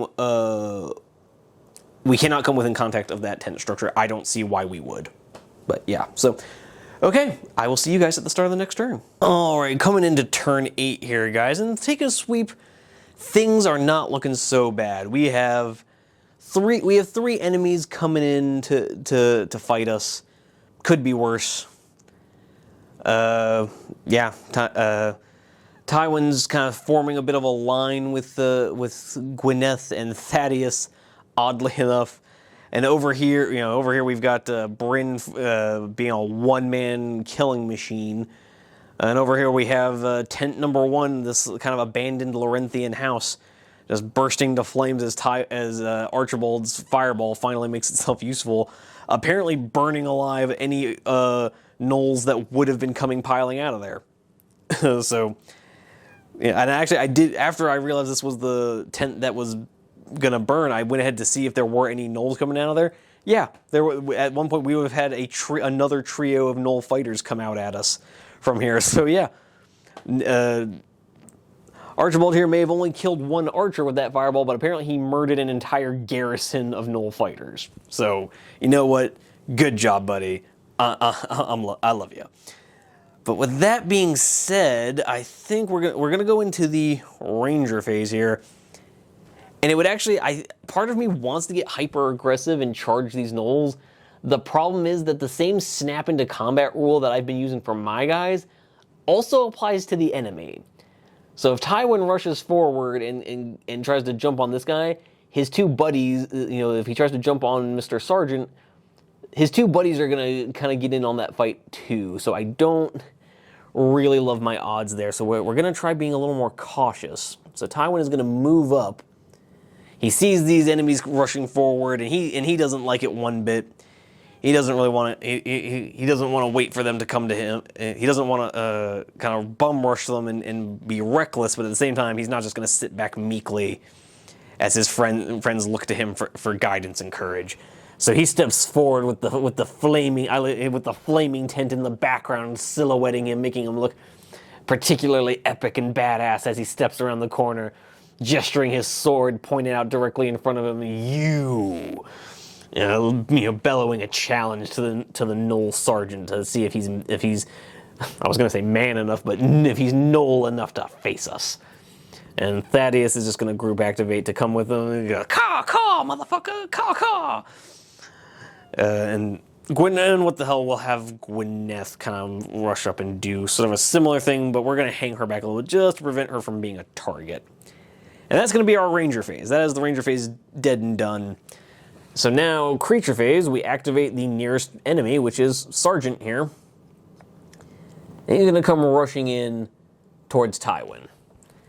We're going to have Thaddeus group activate with him, snapping into combat. And actually, do I want to do that?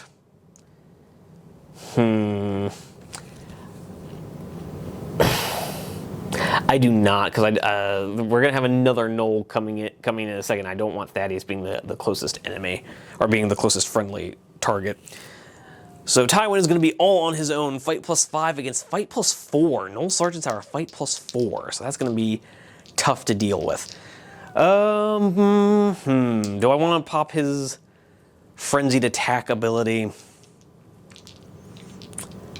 Yes, I do believe now is the time. Against a fight +4, yeah, we're going to go ahead and pop the frenzied attack. So Tywin is going to give himself an additional +5 to his fight, but we do have to declare it before he swings. So he's declaring it now, so he's got a fight +5 against now he'll be a fight +10 against a fight of +4.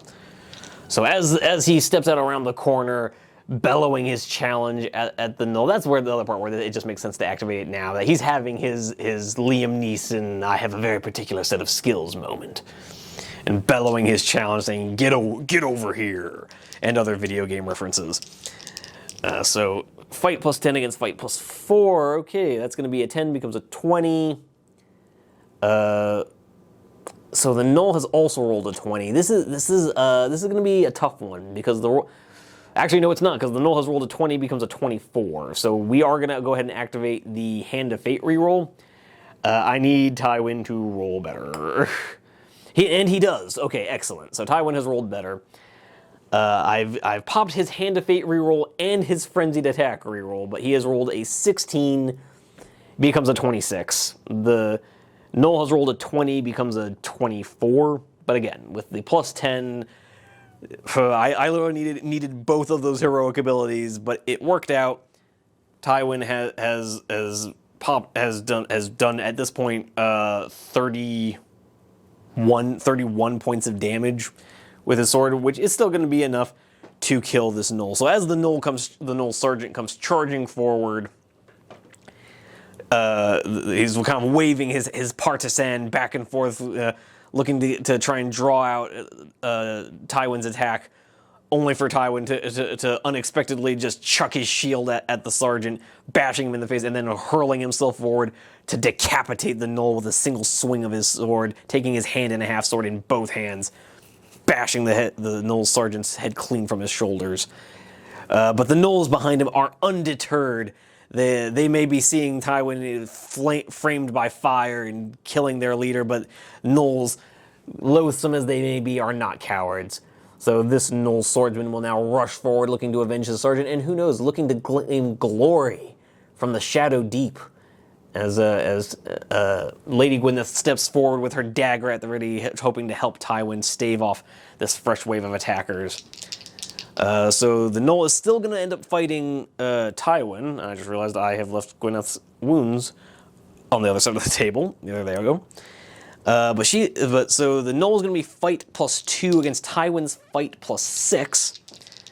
Let's hope he does well. Okay. He's done well, not as well as I might have liked, but we can't get everything we want. So Tywin has rolled a 10 with a plus 6 becomes a 16. That's going to be 5 points of damage. And we're going to force the Gnoll back an inch. The Gnoll's going to back off and be reduced to 5 hit points. Because the 16 points of damage minus 11 for his armor reduces it to 5 points of damage, puts him down to 5. So our next Gnoll is going to do much the same thing, come charging in. He's seen his sergeant be laid low and seen his rival swordsman, or sword rat, be pushed back, and he thinks that this is my moment for glory, this is my chance. And then Thaddeus is going to snap into combat saying, "Guess again, motherfucker." And so as Thaddeus comes in, cawing his bloody vengeance, distracting the approaching Gnoll, Tywin, having just barely gotten his sword back on his arm after decapitating the Gnoll and shoving back, lunging forward with his blade to partially impale a second Gnoll, drives it back, just barely gets his shield back on him as a third Gnoll comes rushing forward. Thaddeus sweeping in to try and buy him a few precious moments. Fight plus 6 against fight plus 2.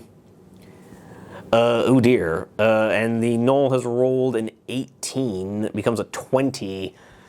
That's going to be 8 points of damage. That's going to drive Tywin down to just 7 wounds. Oh dear. Ugh.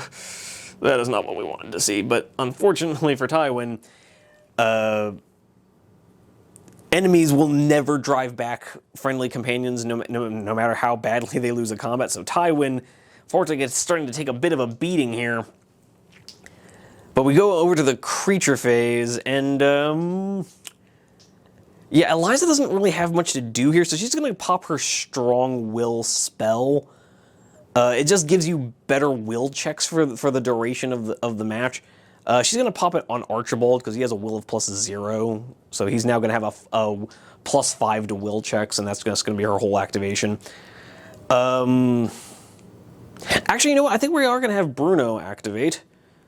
Or no, did he activate already? He did not. So he's going to come rushing forward like so, diving past Thaddeus to come in behind and get a double gang-up bonus from Tywin and Thaddeus. He's going to be fight plus 3 right now against the Gnoll's fight of plus 2. So as the Gnoll comes rushing forward, Tywin picks up his shield. Thaddeus is letting out a call of warning and flapping his wings extra hard, but the Gnoll still drives the blade home, getting Tywin right in the gut, really driving home a terrible wound.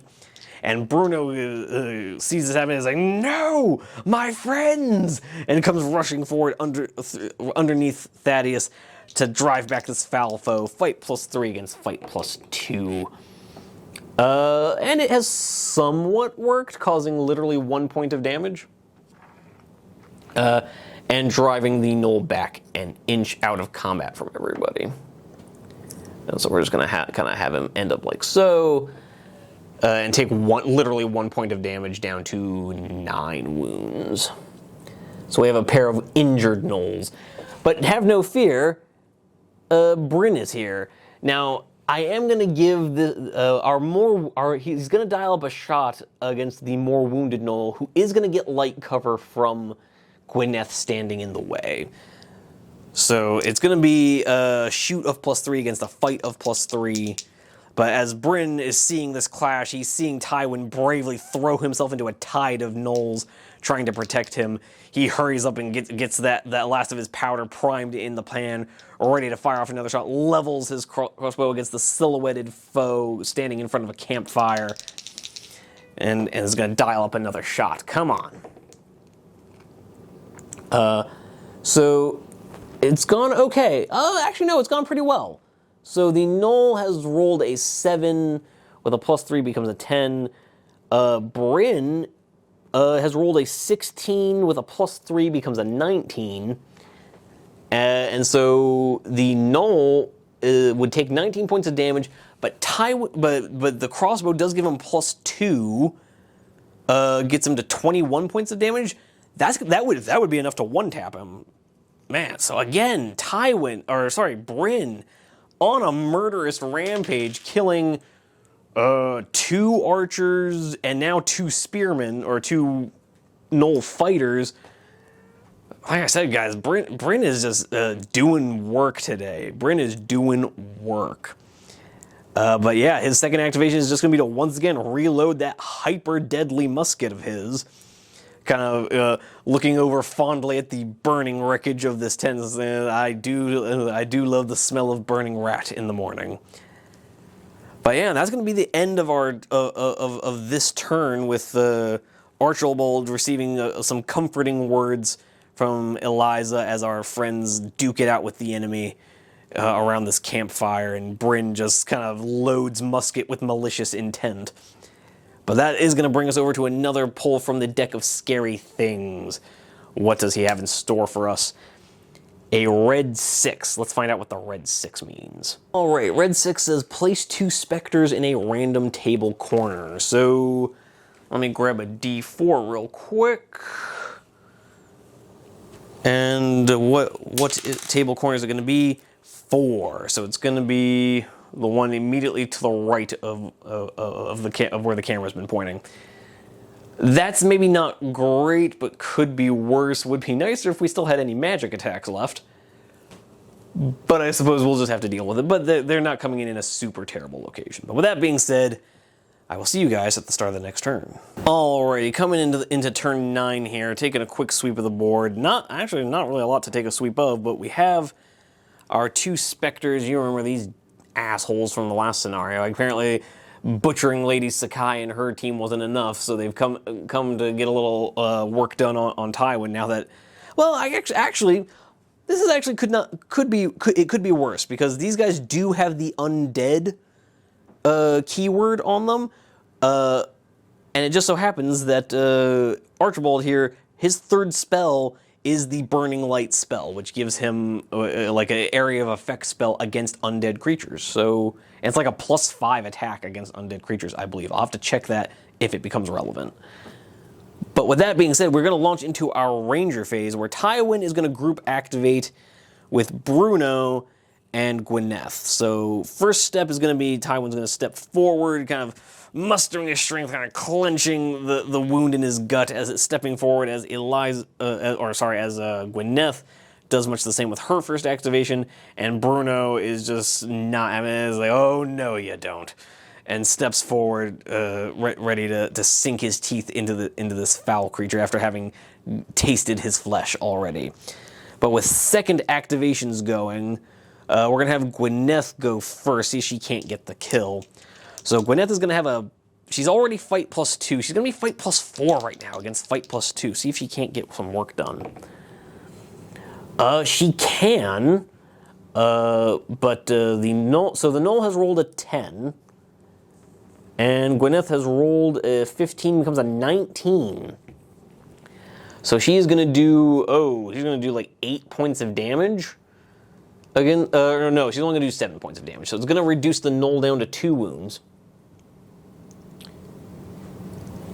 And then Bruno here is gonna try to do the same thing. He's gonna be fight +3 against fight +2 with a double gang up bonus. And Bruno has rolled himself a natural 20. Oh dear, Bruno. Why is my dog so deadly today? I don't understand it. So yeah, another, that's like our third natural 20 today. Guys, I swear to God, I never roll this hot when I'm rolling D&D dice. It's only when I'm rolling Rangers of Shadowdeep that apparently 20s become a regular appearance. But that 20 with a +3 becomes 23, 20. It becomes a lot. It becomes a dead Gnoll. So Gwyneth has stepped forward, jabbing her dagger into the side of this Gnoll as Bruno kind of jumps up on its back, slamming its teeth home into the back of its neck and just starts whipping its head back and forth, snapping the Gnoll's neck, slaying him instantly. So that makes it like 6 Gnolls we've killed now. But Tywin, for his second move, is just going to move 3.5 inches back towards Archibald, because he now has to start worrying about these specters coming in. But Bryn, for a change, has no targets. Or I guess we should do the creature phase first. So we finished the ranger phase with Gwyneth and Bruno kind of teaming up to gang stomp this last Gnoll fighter into the dirt. These specters are now going to make a 9-inch move, ending up like so. Sorry about that, guys. I had a brief issue with the battery there, so if you're noticing kind of a weird cut in the clip there, that's what that was. I believe where I left off was just saying that the our ghosty friends here were moving up their 9 inches for a double move from this corner to here. And going over to the companion phase, there wasn't really a lot to do. We had already activated with our animal friends, and you know, we really were wanting to keep Eliza here. So we were, I believe, we also activated with. No, we did not activate with. Oh man, I'm having trouble remembering the last couple of turns. I believe we activated with Gwyneth and Bruno. So we're going to have Thaddeus kind of come over like so. He's going to hang out just in front of Tywin's wound counters. And then we're actually going to have Bryn move up like so. Actually, moving Thaddeus a little further back, moving Bryn right into position next to Tywin. I'm not loving his shot here, so I'm actually probably not going to shoot him this turn because the shot's not great, and I don't want to use up the action to have to reload next turn. So, because we don't know what's going to happen. So that's probably going to be it for the companion phase. It's literally just going to be Thaddeus flying up next to Tywin and Bryn taking a step forward. Archie not moving any closer to those bad guys. I do not want him any close to combat. So with that being said, we are now going to be approaching the deck of many things, where we have drawn a red 9. Let's find out what that has in store for us. Alright guys, the red 9 says we are going to be placing 3 Gnoll fighters in front of tent 6. I suppose that could be worse. Tent 6 isn't the closest, it's also not the farthest, which actually might be a bonus that we don't have to wait super long for them to get to us. I'm actually feeling pretty good about that one, guys. We've got Tywin in a pretty good position to meet that charge, and hopefully our friends will be able to help out. But I'll get that all set up, and I'll see you guys at the start of the next turn. Alright guys, we are coming into turn 10, and again, not really much to sweep the board for. Most of it is empty. We have gotten ourselves a nice, like, tight little cluster of our people right by the main tent. So we've cleared out all the guards and are just about ready to storm the tent, with the exception of the fact that we have a bunch of enemies over here. So we're going into the ranger phase. I'm not going to group activate with anyone, just because I don't want to waste their activations. We're going to move up slightly with Tywin. And then we're just going to brace for the enemy to attack us. So, yeah, we're just going to move right into the creature phase, where we're going to have Gnoll numero uno, who is just going to be within a 9-inch range of Tywin and Archibald. So he's going to go in like so, end up kind of like that. This Gnoll over here is going to be just out, so he's going to end up like so, kind of end up like there, just shy, and the third Gnoll is going to do something similar. And then the Spectre boys are going to move up, be a little frustrated with the Gnolls that just came hurtling out of a tent and kind of got in their way a little bit, because this actually is going to slow them down a little bit, because while enemy models can move through each other, they can't end on each other's bases, and so these Gnolls are like hanging out right at the perfect distance that the Spectres would be ending on their bases, so it actually is cutting their movement short a little bit, which is oddly enough kind of weird, kind of uncommon for Rangers of Shadowdeep. These tables are normally open enough that this would never happen. And oddly enough, I think the only other time it has happened was like when we were storming the Tower of Tor Varden. I think that's the last time we actually had enemies like perfectly spaced out to interrupt each other's movement. But with that being said, we have finished the creature phase. That was a fast one. They were just all running forwards because the Gnoll who's in combat with Tywin and Archibald had to make a double move to do that. So what we're going to do now is go into the companion phase, where we are going to start off with the man, the myth, the conjurer, Archibald. He is going to activate his Burning Light spell, specifically because these ghosties have flown into range of it. He has to. I went ahead and checked the spell. It only works if they're within line of sight and within 8 inches of him, and it's a +3 attack, not a +5. But it does affect all undead enemies within 8 inches. So he is going to get a chance to hurt both of these ghosts. And the really cool thing is, because this is a magic attack from him, they are not going to get their halving incoming damage. So he has the potential to do well here, assuming he can roll hot. So let's make his first... now, these ghosts are only a fight of +1, I believe? Let me check that real quick. Yes, after a quick stat refresher, the ghosts are in fact only fight +1. So we're going to start off rolling against this buddy boy, the Spectre closest to us.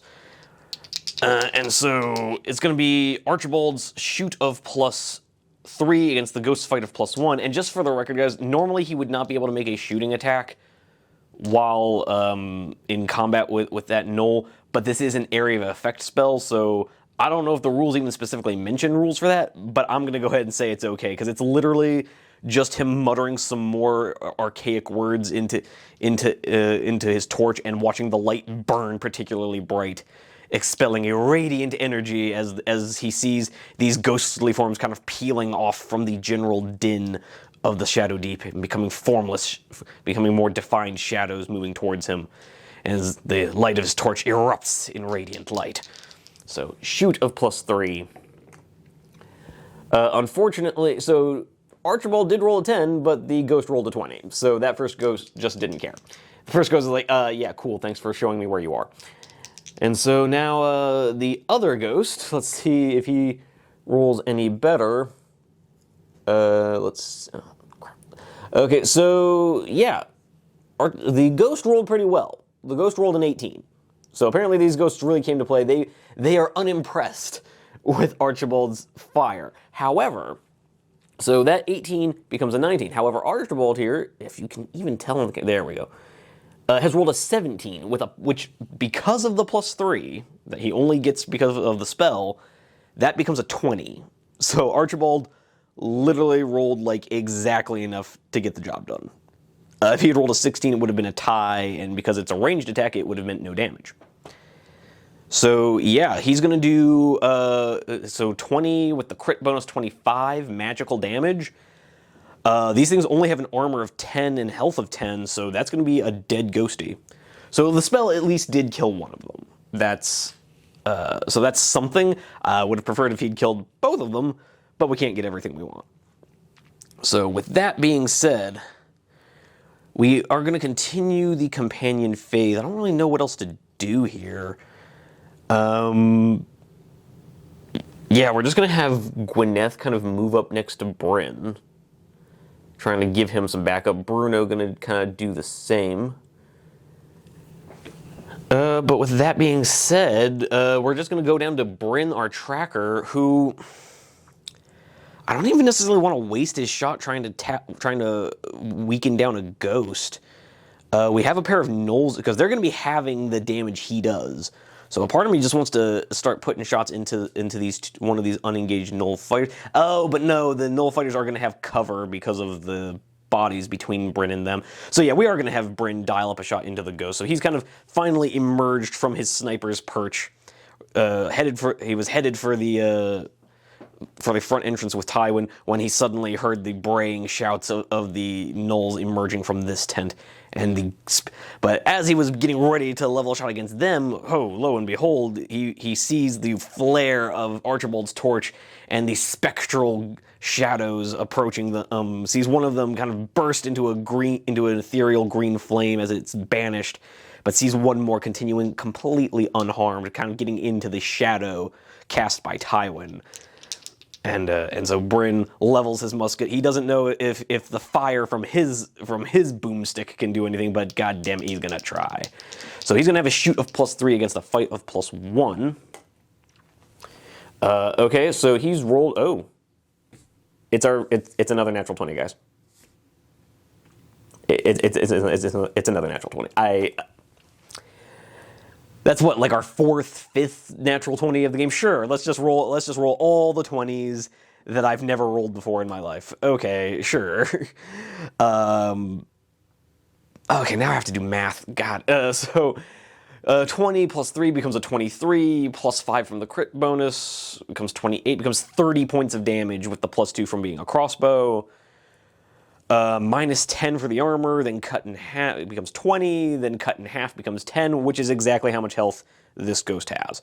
So apparently radiant light from a magical torch does nothing, but bullets are the only weakness of that particular ghost. He's just sitting there, bullets, my only weakness, and collapses to the floor. It turns out it wasn't even a ghost, it was just Zap Brannigan in a spooky hoodie.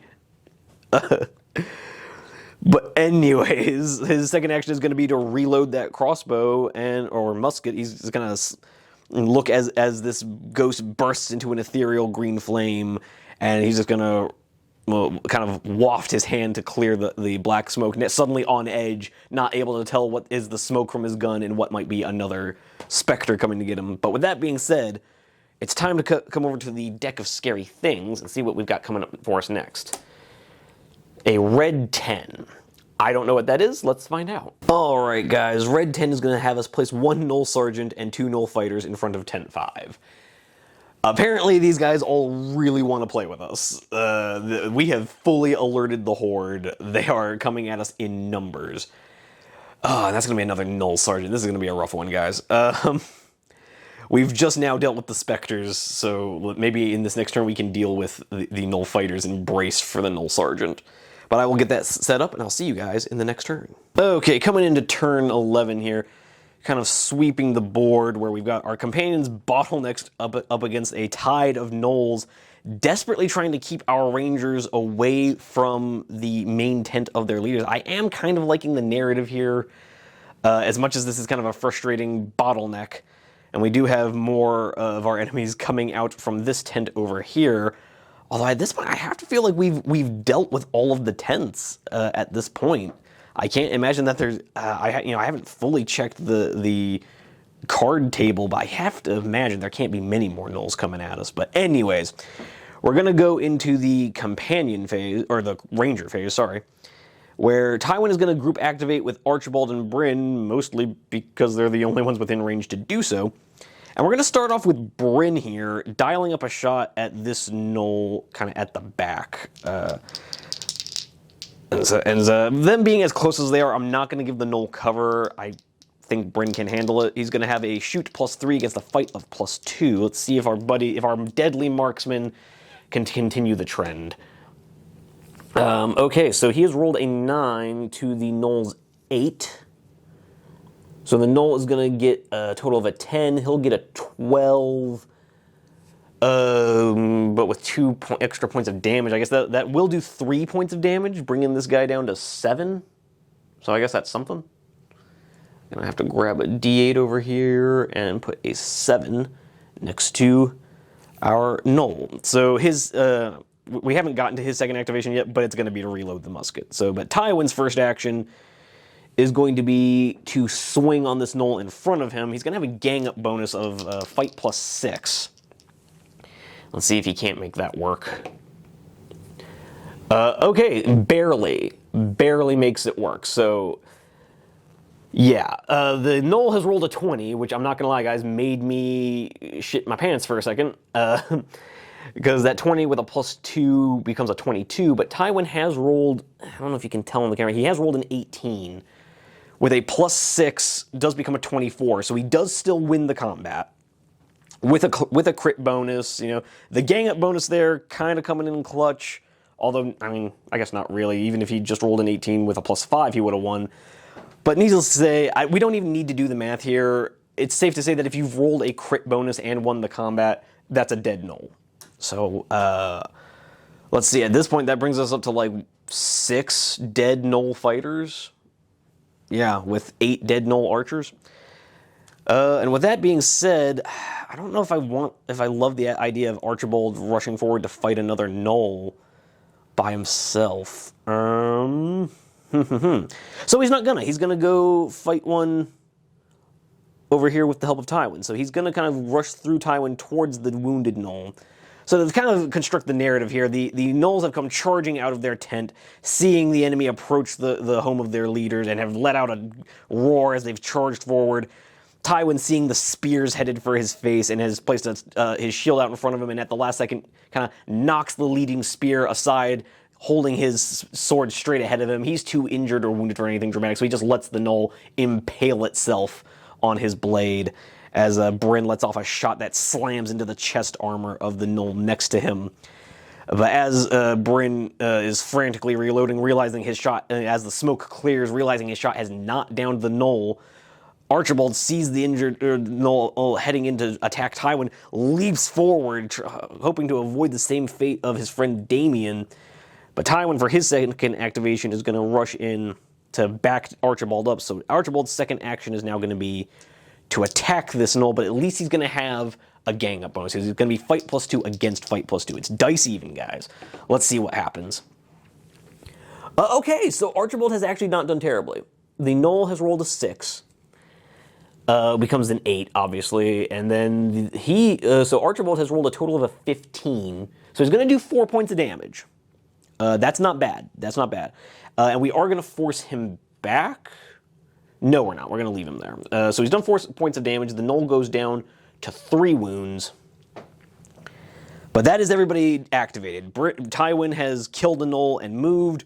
Bryn has shot and reloaded. Archibald has moved and then fought, doing some damage, kind of seeing this Gnoll approach Tywin. He has rushed forward, jabbing his short sword into the side of this Gnoll, and the Gnoll's kind of trying to force the blade out of his armor as Tywin kind of bashes into him to help Archibald out a little bit.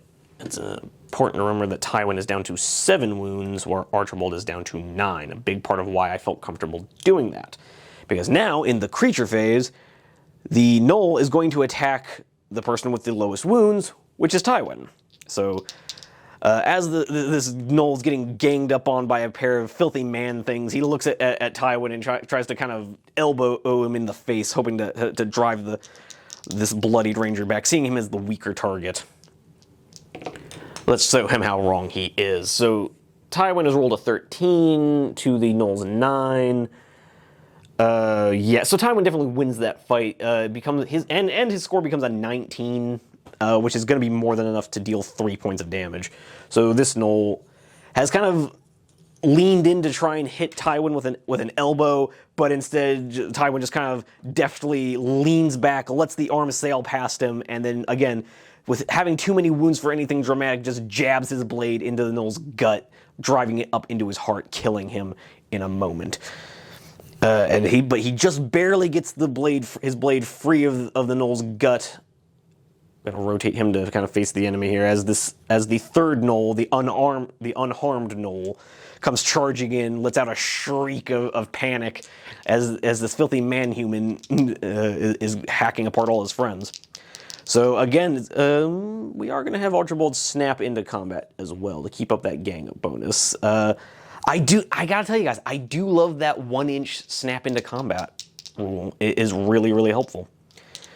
So again, Tywin here has the lower wounds, but also the Gnoll charged him. So yeah, he's obviously just going to keep fighting Tywin. Again, fight +6, because at this point, Archibald, I like to think, is feeling a little responsible for Damien being out cold on the floor right where our party is basically trampling over him. While, so he sees Tywin threatened by the first Gnoll, lunges forward, shoving his blade into that first Gnoll, sees a second about to jump on Tywin's side, lets out another war, look out! And rushes forward to try and tackle the Gnoll away from Tywin. So Tywin's going to have a +6 against the Gnoll's +2. Okay, and Tywin has rolled a 13 to the Gnoll's 4. So Tywin's going to get a total of 19 damage, a total score of 19 in. Yeah, and that's going to be kind of, he definitely wins the roll off, but that's going to be only 8 points of damage. I say only 8. It drives the Gnoll down to 2. And then we're just going to keep him in combat because we have some animal buddies that can come to the rescue. So, but for the rest of the companion for the rest of the creature phase, we do unfortunately have some more baddies en route. And one of them is a Gnoll Sergeant, which is not great. And he's leading another pair of Gnoll fighters, so that could be better. But with that being said, we go into the companion phase, where I dare say we are going to have Thaddeus come rushing forward with his fight of +1, I believe. I believe he's a +1. And getting a double gang up bonus from Tywin, making him a fight +3. So he'll be fight +3 against fight +2. Let's see if Thaddeus can finish off this wounded Gnoll. It should be nothing to a guy like Thaddeus. So it's a 15 to a 9. Focus. So yeah, 15 to a 9. So again, Thaddeus, for some reason the animals in this party are deadlier than the people. Thaddeus comes flying in with a cawing shout, and where basically 3 or at least 2 heroes jumping on this Gnoll were barely enough to do damage. Thaddeus comes flying in, beak at the ready, just flying straight into the throat of this Gnoll and pecking away at his jugular until the Gnoll falls to the ground, gasping his last. Oof, making that I believe our 8th dead Gnoll spearman, because there was 3 from here, 2 from up there, and another 3 from there, and leaving us ready, hopefully, to face the oncoming rush of these spearmen. With that being said, we're going to have Gwyneth kind of move up next to Archibald. Remember to bring her wounds with her. Yeah, unfortunately, I do think Archibald... Well, no, we're going to have a chance to group activate, so I think Archibald's actually going to be okay. So Gwyneth's going to be right there. Bruno kind of keeping up. Bryn still trapped in the back line. And in the Ranger phase, we're going to have to try and do something to see if we can't clear his line of sight, to try and make him useful. But with that being said, let's go to the deck of scary things. As you may hear in my voice that I really don't want to. Okay, so we're gonna draw the red 7, and let's go find out what that means. All right, guys, the red 7 says, there is a thunderclap and a flash of green light from the other side of the hill. Every figure on the main table, but not in the tent, including evil creatures, should make a will roll target number 10. Figures that fail lose their next activation. Okay, I'm feeling a little bit better about using Eliza's bonus to will spell on Archibald, because he has like a will of +0. So I'm gonna have to take a second to look at everyone's will stats, and then I will be right back to show you guys those rolls. Okay, the last step for this turn is gonna be to start doing some will rolls. It's not as bad as I was expecting, so it's only a target number 10, and our party actually has better will stats than I thought. Oddly enough, Gwyneth has the worst, well, technically speaking, our dog Bruno has the worst will at +0. I thought Archibald had a +0. He actually has a will of +3. At least that's what it has in his stats. So I don't know what the deal is there, but yeah, he's got a will of +3 with the +5 he got from Eliza's spell. He's gonna have a +8 to this. He only needs to roll a 2+. Watch me roll a 1 now. No, he has rolled a 6, but Eliza's spell really did help, because if he'd rolled a 6 with a +3, that would have only been a 9. So literally, Eliza's spell was the difference. Now, Eliza herself only has a will of +2, so she needs an 8 or better. And you know what? We're actually going to use the blue dice because it's a little easier to see what I rolled. Okay, we've got a 9 from Eliza with her. Ooh, with her +2, no, she's good. She's got an 11. Bryn has a will of +3, so he just needs a 7 or better. Oh, but he rolls a 2. That's not good, because it means we lose our musket for a turn. Oh well. Let's see if Bruno can roll a 12, or he needs to roll a hard 10. And he rolls a 7, so Bruno will not be activating either. Let's see if Thaddeus the Crow, who also for some reason has a will of +3. No, he rolls a 5. He won't be activating either. Gwyneth has a +1.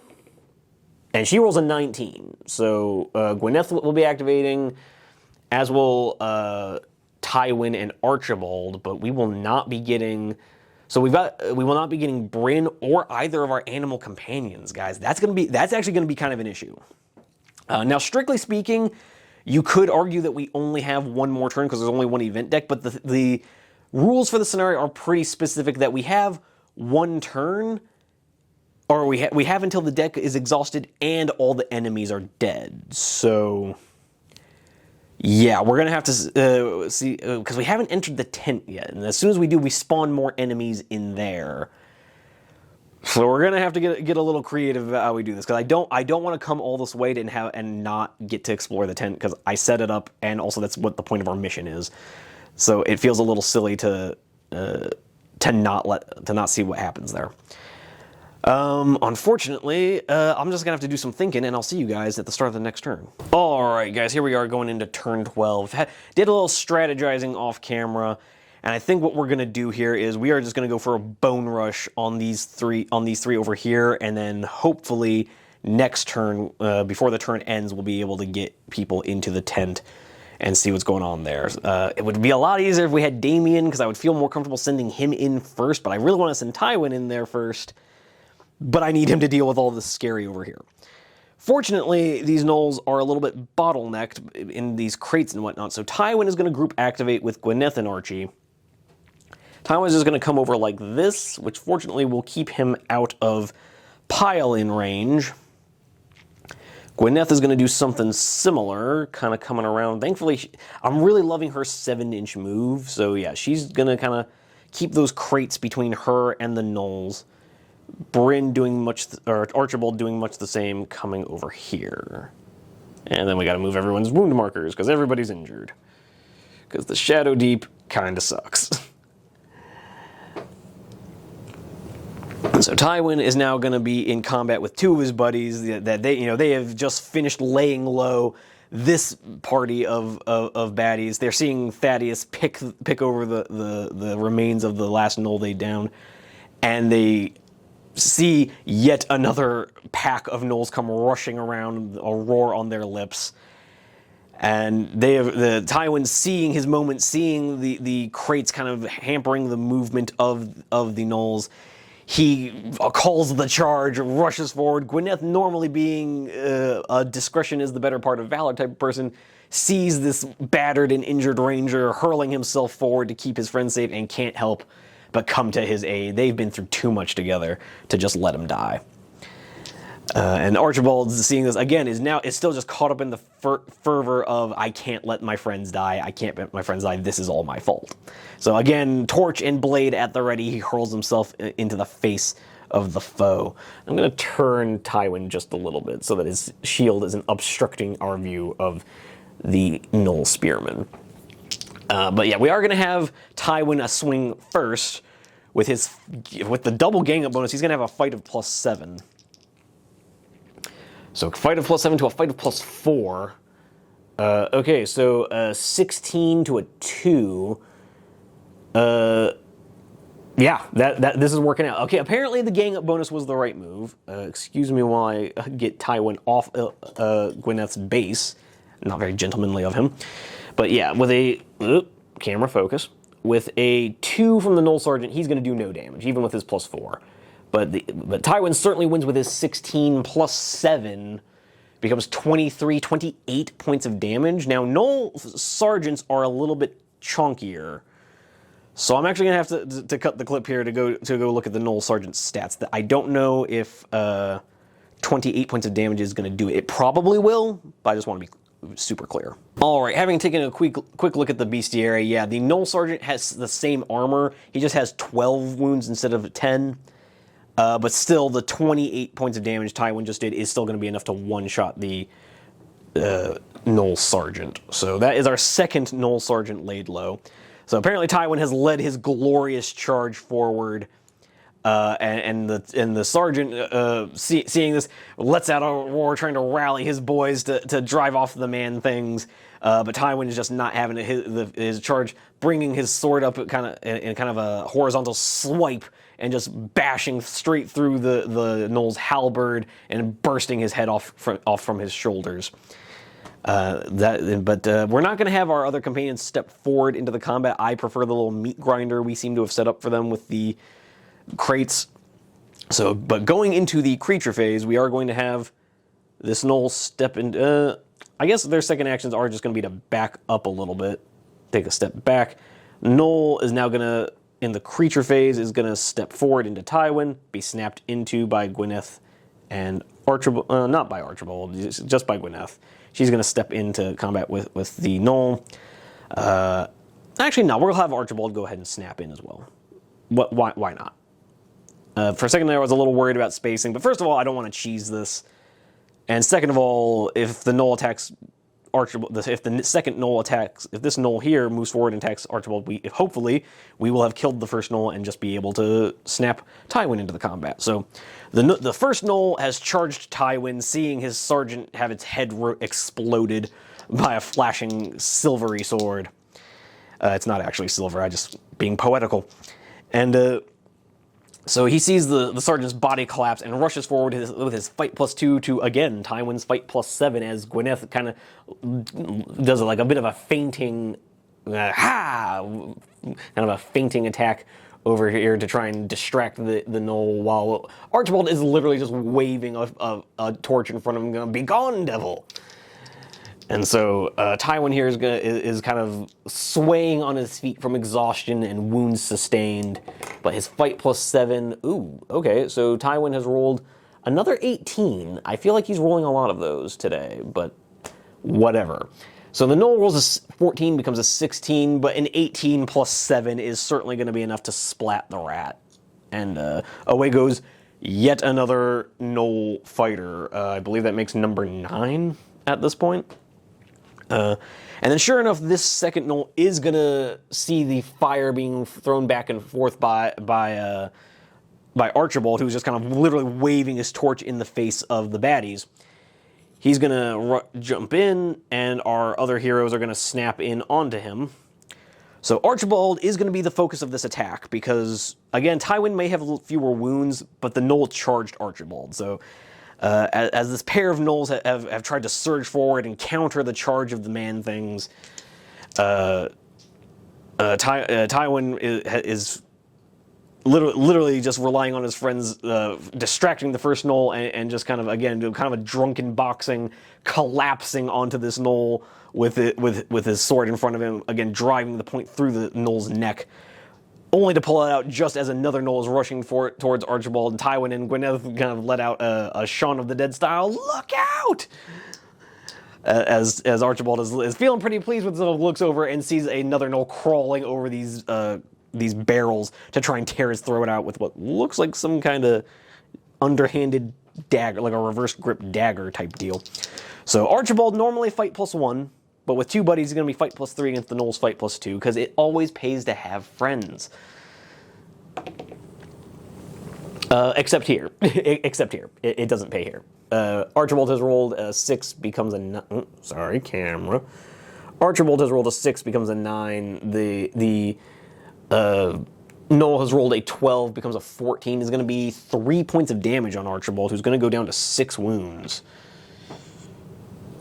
That is not what we wanted to see. But then the rest of the companion phase is going to happen.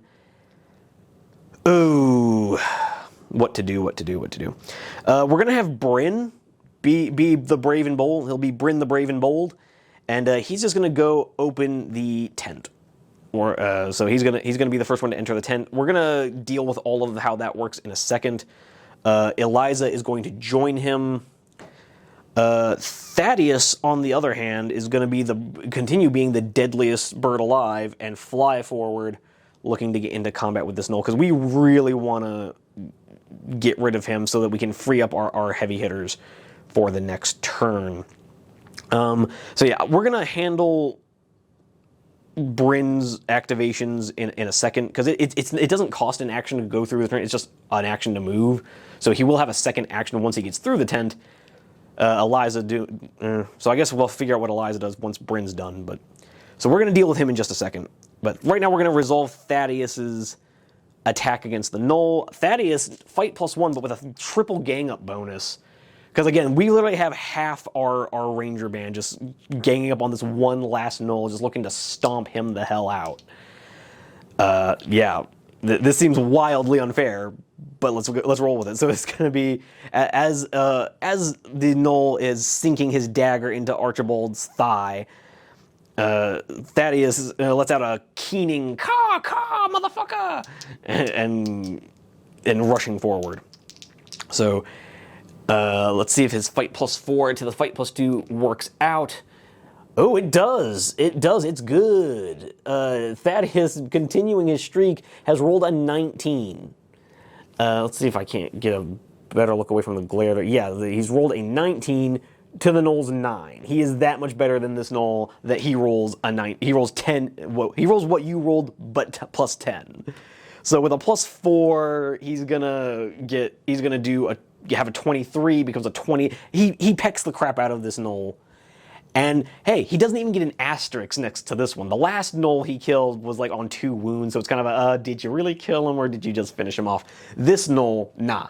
He straight up finished this dude. He straight up yeetus deletus that guy. Our 10th Gnoll of the day, our 10th Gnoll fighter of the day, as Thaddeus continues his streak of somehow being the deadliest member of this warband. I love Thaddeus, in case you guys can't tell.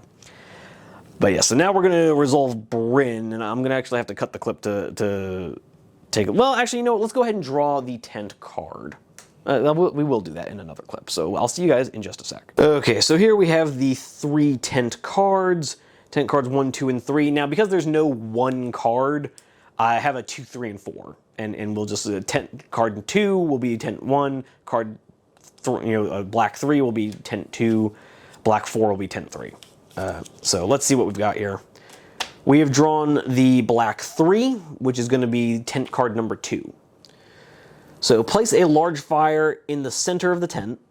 The rest of the tent should have a few crates, sacks, and barrels scattered about.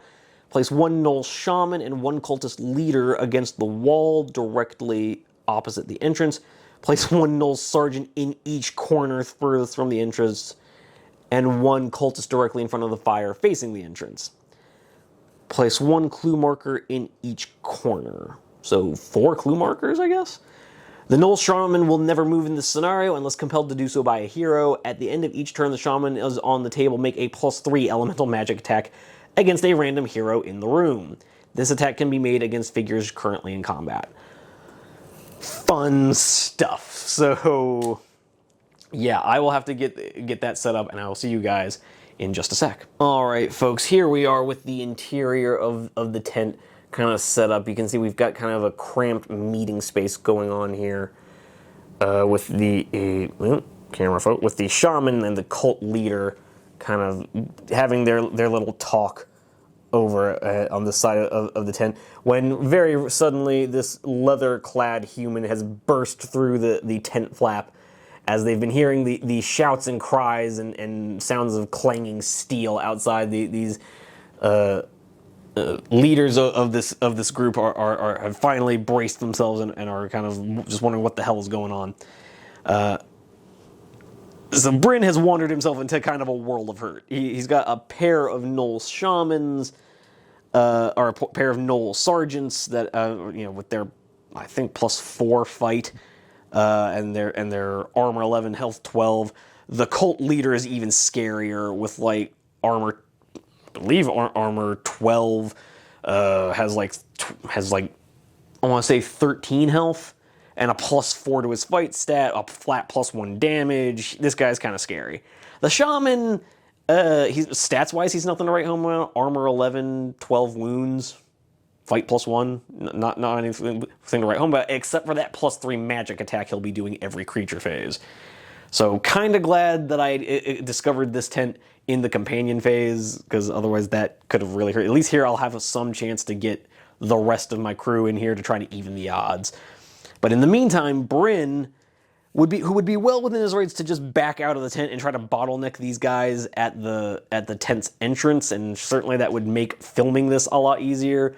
But that's also some coward stuff, and we're not about that here on Green Wing Gaming. So Bryn is instead going to take this one and only opportunity to dial up a shot at the shaman, because I don't want to deal with +3 magic attacks.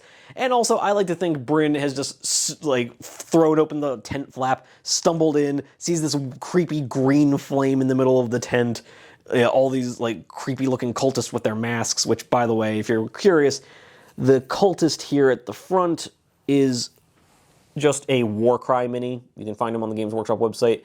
Same here with this guy. This guy here, the cult leader, is from a game called the Claws of Karanak, I believe is what they're called. I forget what his gang is called, because frankly they're not cool enough to remember. But anyways, so Bryn here has stumbled into this creepy green flame ritual, sees these guys chanting in a corner, and is just, at this point, is so exhausted from how many shots he's had to fire. He's been busting, I think he's busted like 10 shots this game or something like that, or like 9. And he's just exhausted at this point. He just is beyond done. And just, like, not even going to ask, just die. And so he's just going to level his musket with an exasperated sigh. And just as this cultist here starts to raise his shield, bracing for impact, Bryn is just like, yeah, like you're important enough to do that. And just dials up a shot on the shaman. Knowing the forces of the Shadowdeep as he does, he probably is smart enough to say, hey, the creepy guy with the glowing globe of magical energy is probably the one we should deal with. So it's going to be his shoot +3. Now, the Gnoll is going to get a +1 to his fight because Bryn moved. So he's going to be a total fight +2 against Bryn's shoot of +3. Not that it matters. Bryn has rolled a 10. The Gnoll has rolled an 8. So Bryn rolls a total of 13, becomes 15 points of damage. But that obviously goes down to 4 with the 11 armor this shaman has. So let's see, he has 12 wounds base minus 4, so he goes down to 8 wounds. Let me see if I can't find a let's go with this D12. So he's going to have 8 wounds remaining, and that is going to be Bryn's activation. But in the subsequent, the remaining companion phase, we are going to have Eliza kind of show up here with her first action, and her second action is just going to be to move again, kind of getting into this corner to discover this clue marker that I foolishly placed so far in the corner we can't even see it. So we're just going to move it up here. So she's going to move to investigate that clue marker. So I suppose we will check what that does at the end of the turn.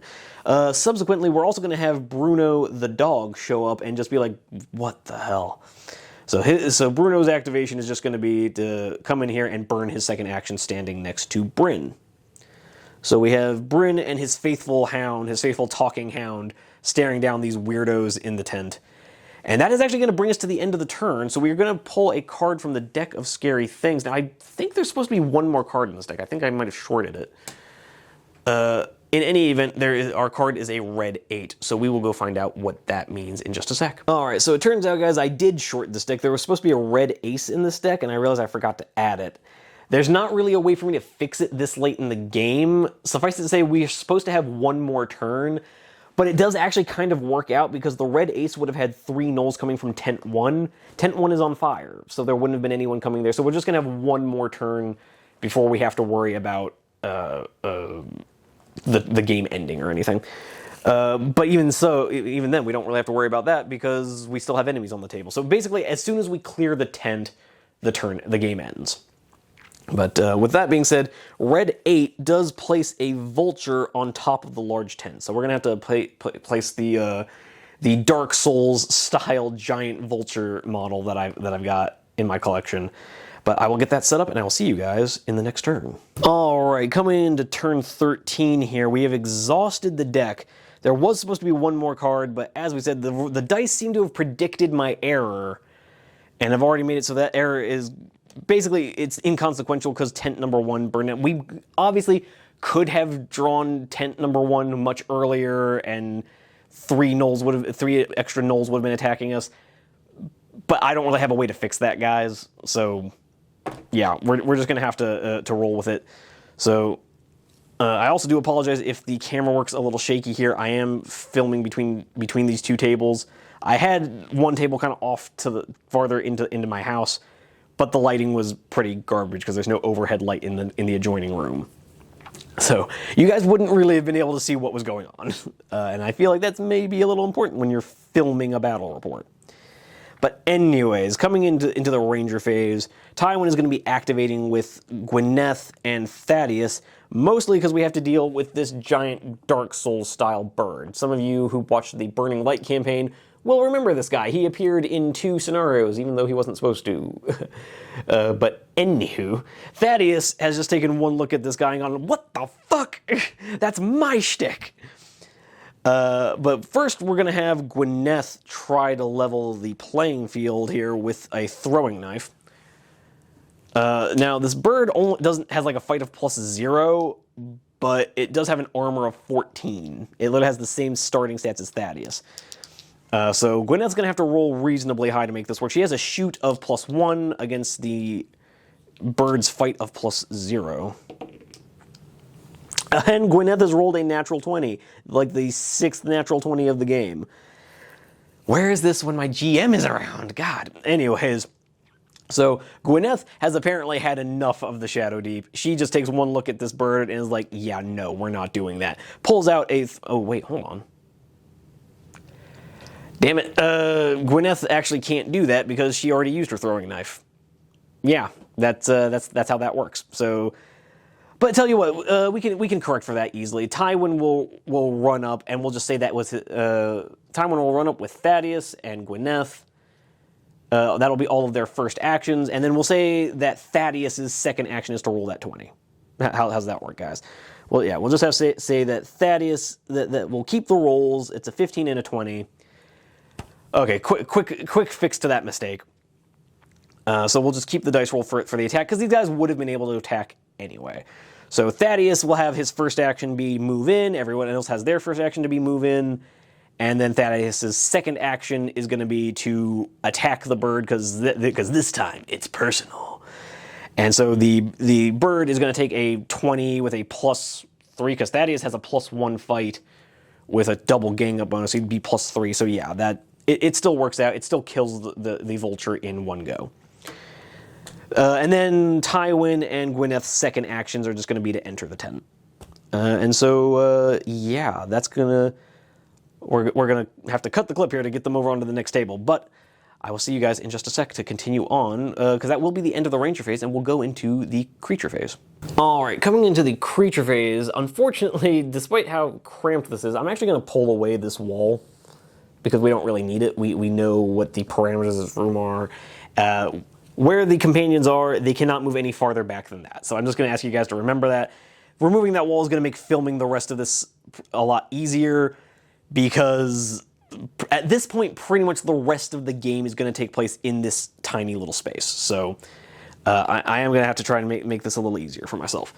But we are into the Creature phase, so we are going to come to this cultist who is just going to rush forward and gang up to try and beat down Bryn, who's just dialed up a shot into his shaman, his leader. So with this cultist, even as he sees Tywin and Gwyneth entering the room, lets out a blood-curdling war cry and just rushes forward to deal with Bryn, who has attacked one of his liege lords. However, because Tywin is coming in, having just seen Thaddeus peck the brains out of a much larger crow, Tywin sees this enemy coming in and kind of moves in to put his shield in between the enemy and Bryn. Bruno, the dog, is going to jump forward, trying to distract as well. So Bryn is going to have a... hold on, I just realized I left wound markers behind. So yeah, we're going to have Tywin with his wound markers, and Gwyneth is going to remember to bring hers. But yeah, so with the double gang up bonus, Bryn is normally a fight +2. So he's going to become a fight +5 against the cultist fight +1. So this should be fairly one-sided. And sure enough, it is. The Bryn has rolled a 12, where the cultist has rolled a 3. So 3 becomes a 4. 12 with a +4 becomes 16. The cultist has an armor of 11, so he's going to take 5 points of damage and go down to 5 wounds. Grab a dice and put that next to the cultist. Now, continuing on with the creature phase, unfortunately, I'm going to go ahead and get the shaman out of the way and do his magic attack. We now have 5 companions in there, so yeah, we're going to roll a d5 real quick and see who it is. And it'll just be, Gwyneth will be 1, and we'll continue from right to left like so. So d5 real quick. Gwyneth is going to take the +3 attack. She's got a fight of +2 against a shoot of +3. So let's see if she can't outroll this guy. So she can. She rolls a 12 to the Gnoll's 10. So the 10 becomes a 13, but the 12 becomes a 14. So the first elemental magic attack, this shaman, when we say elemental, let's just assume that means fire here. Do the forces of the Shadowdeep really look like they're going for a frostbite build? Probably not. So, or a lightning build, or any other Elden Ring terms that I can remember. So yeah, the first little fireball from the shaman just kind of arcs past Gwyneth, impacting on the wall of the tent, kind of beginning to catch the tent on fire, which, that's nothing to worry about. But with that being said, that's going to be the shaman done, because the scenario specifically says that the shaman cannot move unless we somehow force him to, which I don't even know how we would do that. But the cult leader is going to move. He's going to have to double move to get to Tywin, so he's not going to get an attack this turn.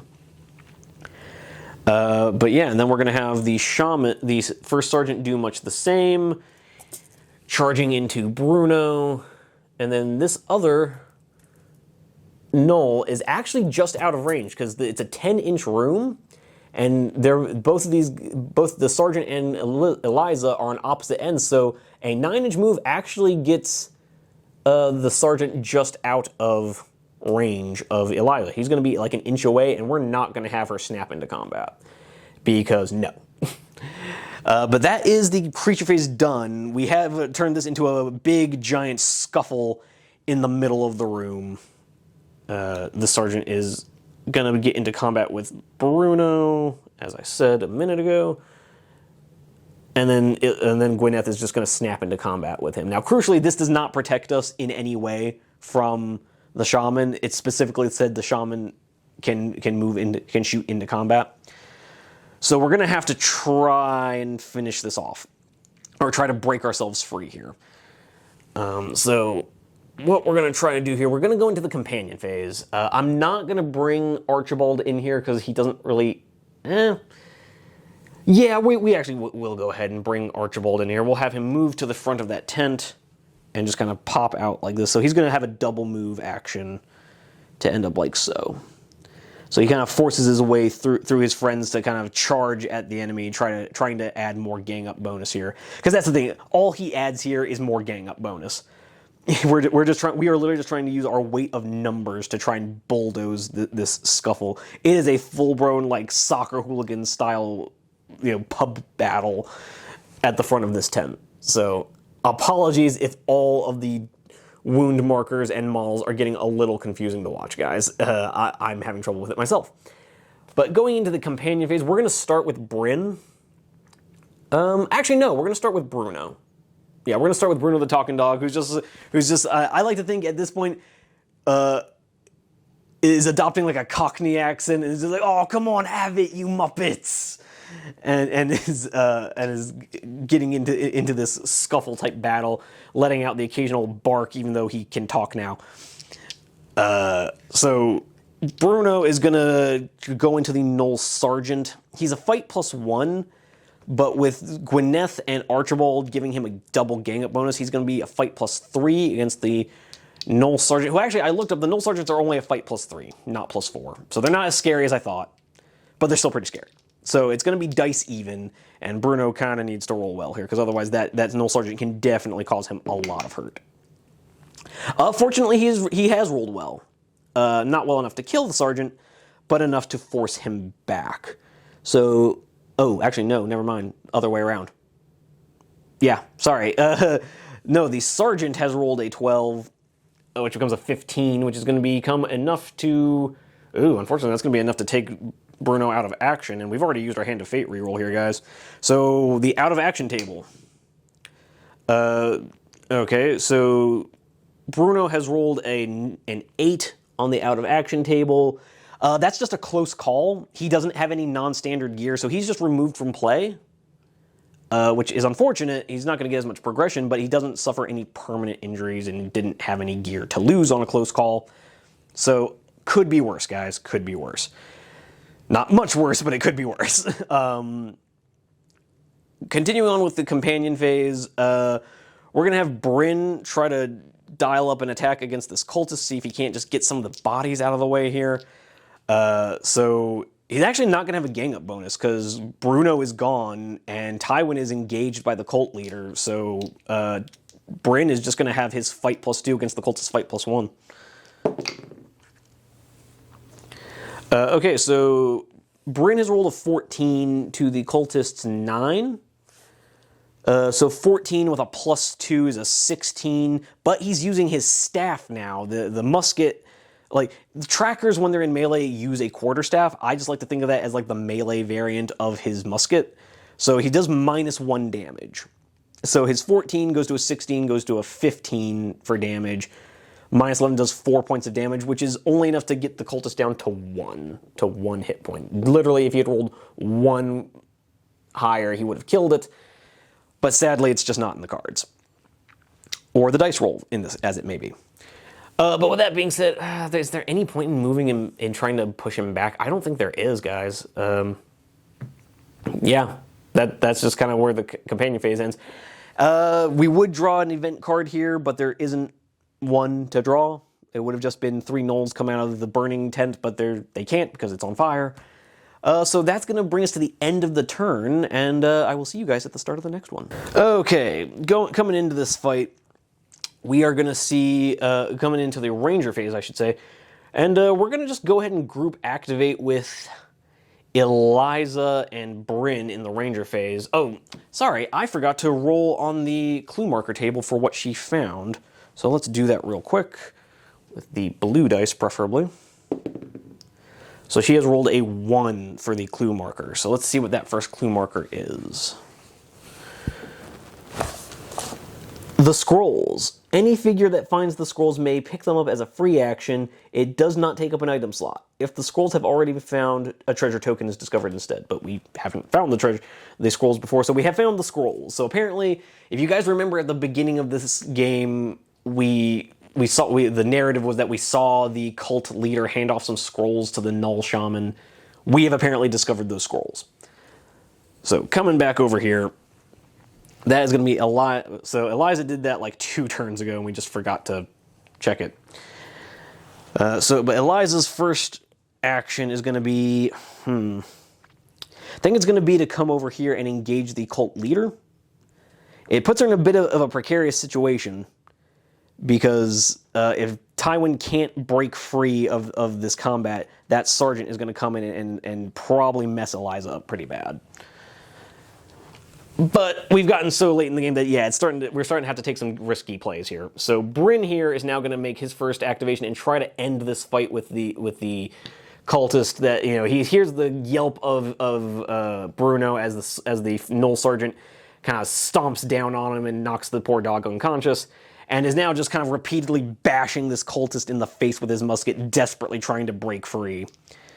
And so he's gonna have a +2 attack because he gets no gang up bonus, so +2 against fight +1.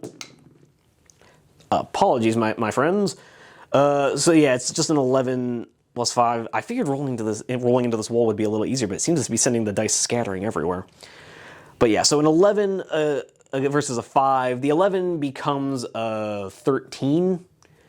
But -1 damage goes down to a 12, which is literally enough to do 1 point of damage and kill the cultist. So apparently, the last time he punched this cultist in the face with the stock of his musket, mostly did the job, but he had to follow up with one last kind of fuck you hit to just bash this cultist's face properly, and the cultist collapses to the ground as Bryn just gives a few more thwacks to the face to make sure that he has properly burst that guy's skull open. And Bryn's second activation, I think we're just going to have him move up on the cult leader, because we really want to try and maximize the gang up here so we can try to get rid of this scary guy. Which brings us to Tywin's first activation, where Tywin is going to be fight +5, he's already fight +5, but with a double gang up bonus, he's going to be fight +7 against the cult leader's fight +4. So let's see if Tywin can't try to break free. If he can drop a terror wing in one swing, I feel like he should be able to handle a cult leader. So he has rolled an 18 versus the cult leader's 17. So that was kind of a close run thing. That's also like isn't that like the 5th 18 Tywin has rolled today? Man, these dice are being weird today, guys. I don't know what to tell you. Okay, so yeah, that's an 18 with a +7.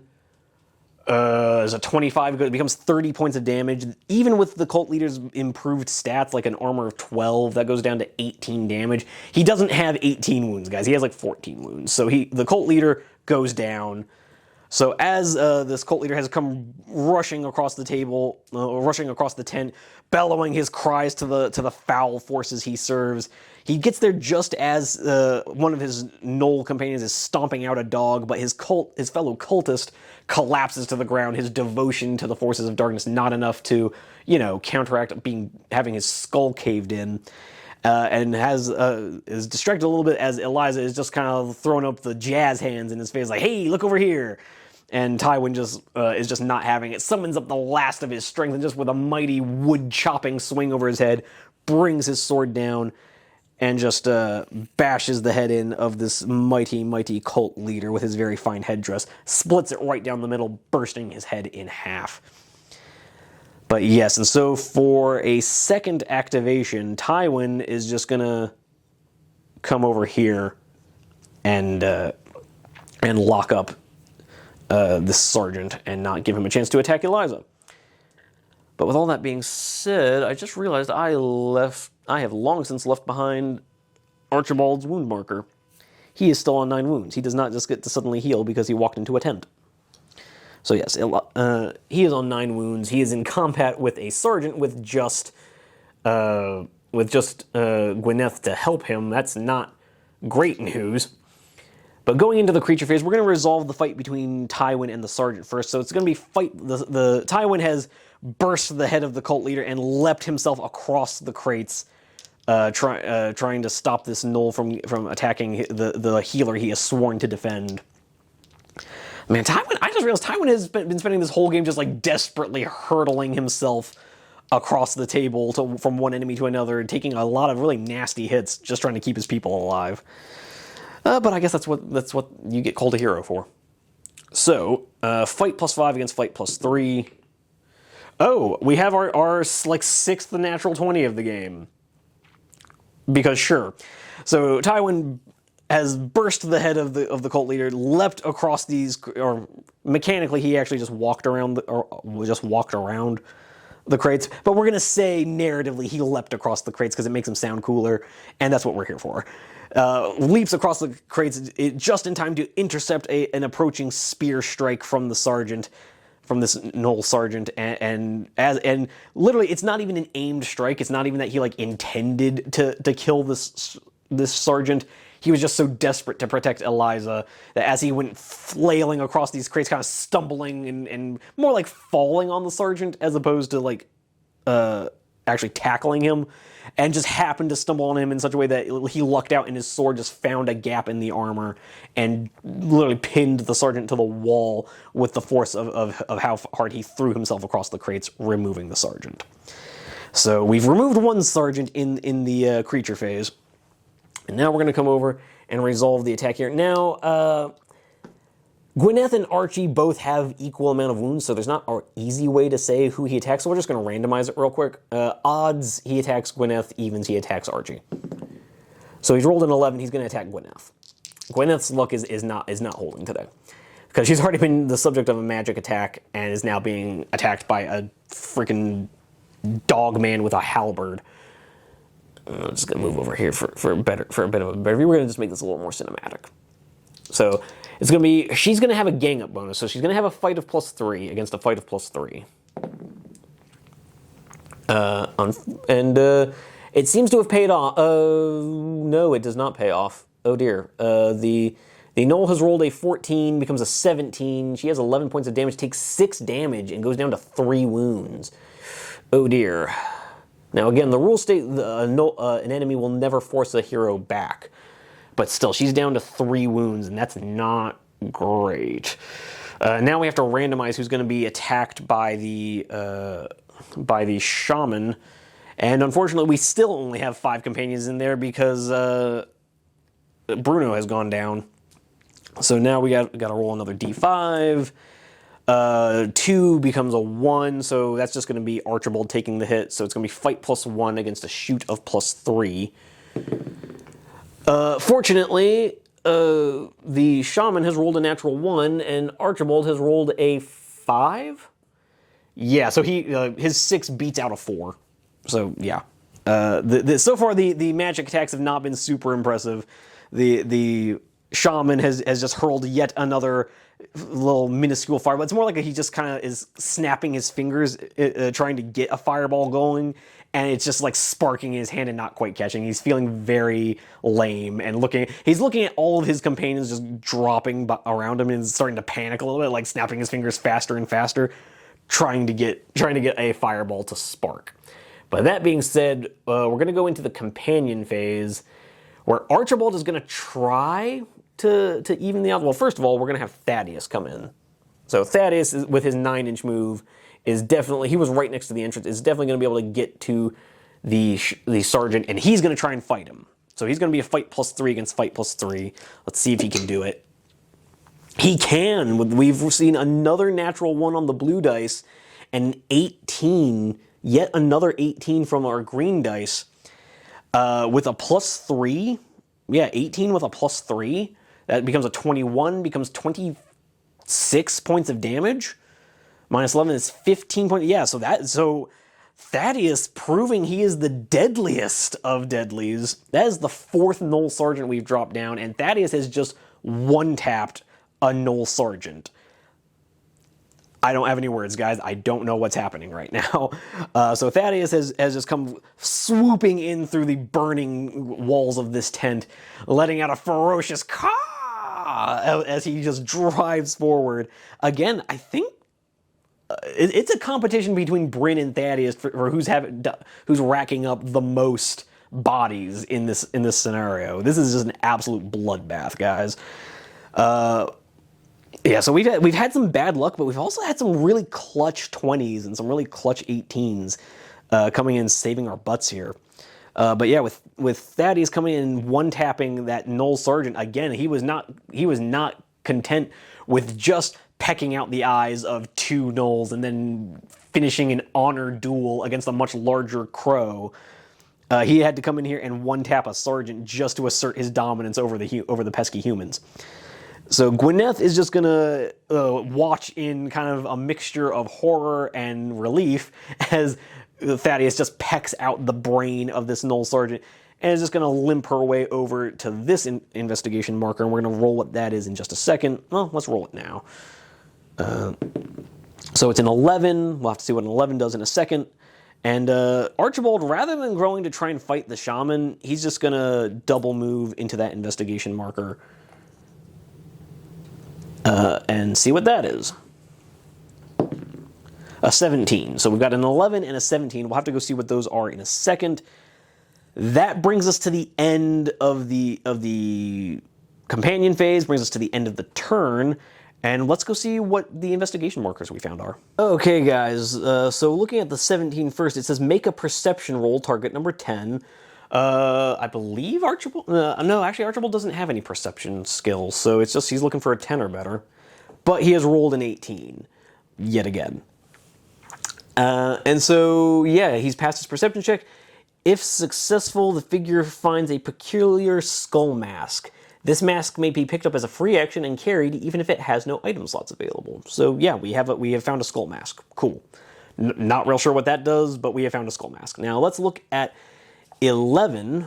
So for a 9 to 12, it's make a survival roll. Now Gwyneth does I don't believe has any survival. So she's just gonna have to roll an 8 or better. And she rolls a 9. Okay, so she has rolled a 9. That makes it a successful survival roll. So if successful, you find 3 doses of Dremlock weed. These may be picked up as a free action and carried like a treasure token for the rest of the scenario. I don't even know what Dremlock weed does. We'll have to see after the scenario. Let's see. Yeah, and those are the 2 investigation markers we have found. And so there are only 2 more left. A 5 to 8 or a 13 to 16. So we're just for the last remaining investigation token, we're just gonna 50-50 it, a 1 to 10 or an 11 to 20, assuming we go find them. But anyways, that does bring us to the end of turn 14. I have a feeling turn 15 is gonna be the last turn. Let's find out, guys. Okay, here we are coming into turn 15. Not much of a board to sweep because it's just this cramped little room. But yes, we have cleared the room of enemies. We've only got the 1 investigation token left and a single wounded shaman. Now again, guys, the rules of the scenario do specifically say we just keep going until the board is clear. Either it's just a keep going until either the heroes are dead or all of the baddies are dead with all of the event cards drawn. So we are I feel like we're about to meet those criteria. But we are going to group activate with Eliza, who is she's going to have to double move to get over to that investigation marker. But we are going to have Tywin activate the dash heroic ability to give him a 9-inch move, which, well, let me measure. Let's actually use our tape measures here. Yeah, so if we pan out a little bit, 8 inches would get him to the Gnoll Shaman. So there we go. So the Gnoll Shaman is now in base contact thanks to the dash ability. And Tywin's going to just use his second action to attack the Shaman. Let's see if we can't finish this guy off once and for all. It's going to be a fight +5 against a fight +1. Okay, so Tywin has rolled a 13 to the Gnoll's 9.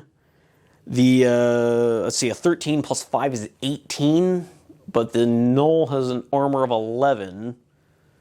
So that's 7 points of damage, not quite enough to finish the Gnoll off. So Tywin is kind of pulling himself off the corpse of this latest sergeant, just honestly kind of amazing himself with the fact that he's still going, and just hurdles him and sees the shaman kind of conjuring up another fireball, and kind of lets out an exasperated sigh, rolls his head a little bit, and just starts trundling across the tent as it's starting to burn.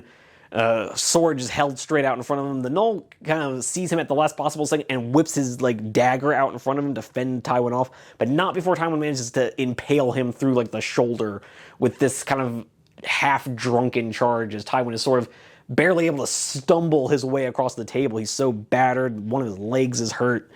So he just barely manages to kind of stumble his way into stabbing his sword through the shoulder of the shaman. But with that being said, let's go ahead and roll up for what Eliza's going to find in that investigation marker. So that's going to be a, let's see, it's going to be yeah, but I said we're just going to 1 to 10 it. And it's going to be a 15, so it's going to be the higher result, and we'll go see what that says in a minute. But with that being said, we are onto the creature phase where we have to randomize. We still have to randomize who the shaman's elemental attack is against, even though he's in combat. There are now 6 6 hero figures on the table, and what we're going to do is we're just going to kind of go roll it to who's closest. So Tywin will be a 1, Archibald a 2, Eliza a 3, so on and so forth. And it's a 1, so Tywin was going to be this target of this shooting attack, so it's going to be fight +5 against a shoot of +3. And Tywin has rolled yet another natural 20, because apparently this game wants to make me look like I'm cheating. So a 20 versus a 12, yeah, that fire, again, the shaman is now impaled through his magic arm, and is still frantically trying to snap his fingers, trying to summon a true fireball into his hand, and he just can't quite manage it. And it's only at this moment that he's starting to realize maybe the forces of the Shadowdeep don't have his best interests at heart. But anyways, this shaman is actually down to 1 wound, not 8.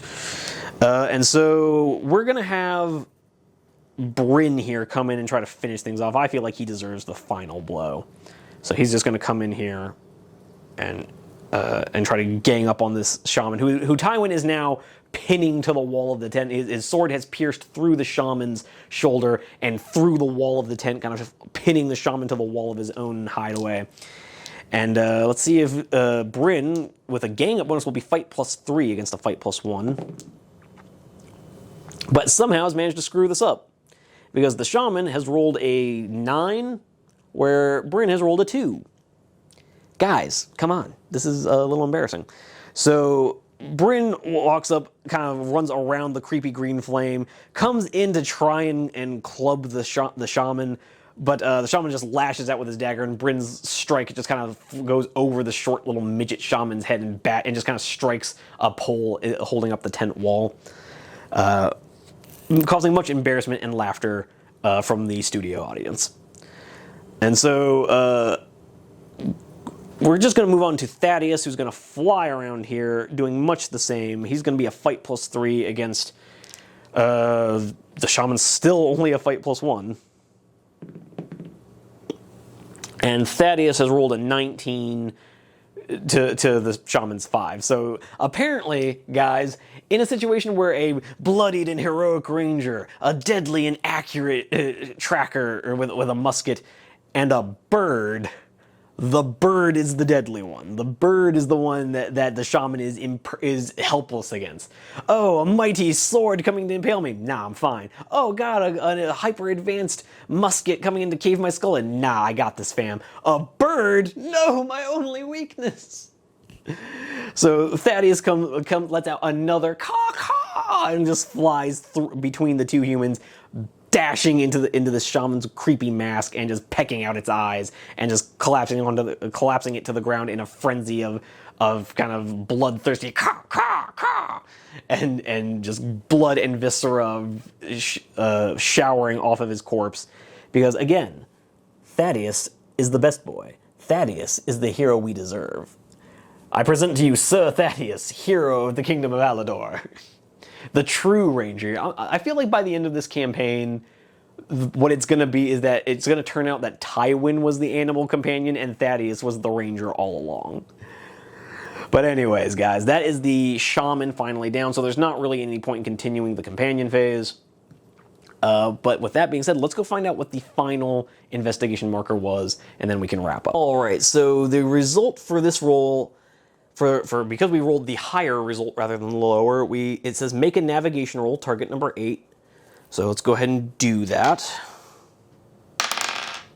And we have rolled a 17 because Eliza has decided to finish strong and prove that she is a valuable member of this team. So we have succeeded our navigation roll. If successful, the figure finds a map. This map may be picked up as a free action and carried even if it has no item slots available. So she has found some scrolls, she has found a map, we have found some Dremlock weed, which I don't know what that does, but we've also found a mask and a map. So With all that being said, that does bring us to the end of the scenario because all of the baddies are dead and there's no more event cards to draw.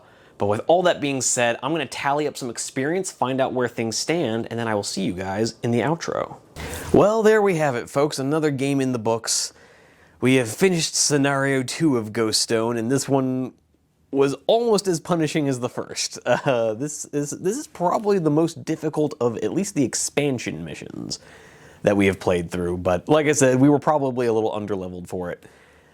But the good news is, Tywin did in fact level up from the experience we gained here. We actually gained a total of 150 XP, and that's after missing 9 XP from the 3 extra gnolls we could have ended up fighting. But yeah, so we gained 150 XP.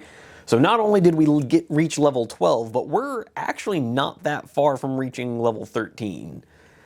So if I had to guess, I would say that in the second scenario of the second half of the mission pack, we will probably finish up we will probably level up to level 13. Yeah, just a quick recap. We did have 2 of our companions go out of action. Damien has rolled a full recovery, and Bruno rolled a close call, which would just mean he would lose any non-standard gear, but he's a dog, so he doesn't have any non-standard gear. I guess we could say that he took a big cunk on the head, and again, in Disney Channel logic, that means he has lost the ability to talk. So he's no longer the talking dog like he was after getting shocked with lightning. Now he's just a dog again. So yes, so Bruno is back to just being a faithful warhound rather than a talking warhound. But with all that being said, we did find some pretty good stuff. We found a creepy skull mask, a map, and some scrolls. I don't know what those do. I don't know what they're useful for, but I have a feeling in previous missions where the game has made a point of giving you like specific equipment that doesn't tell you what it is.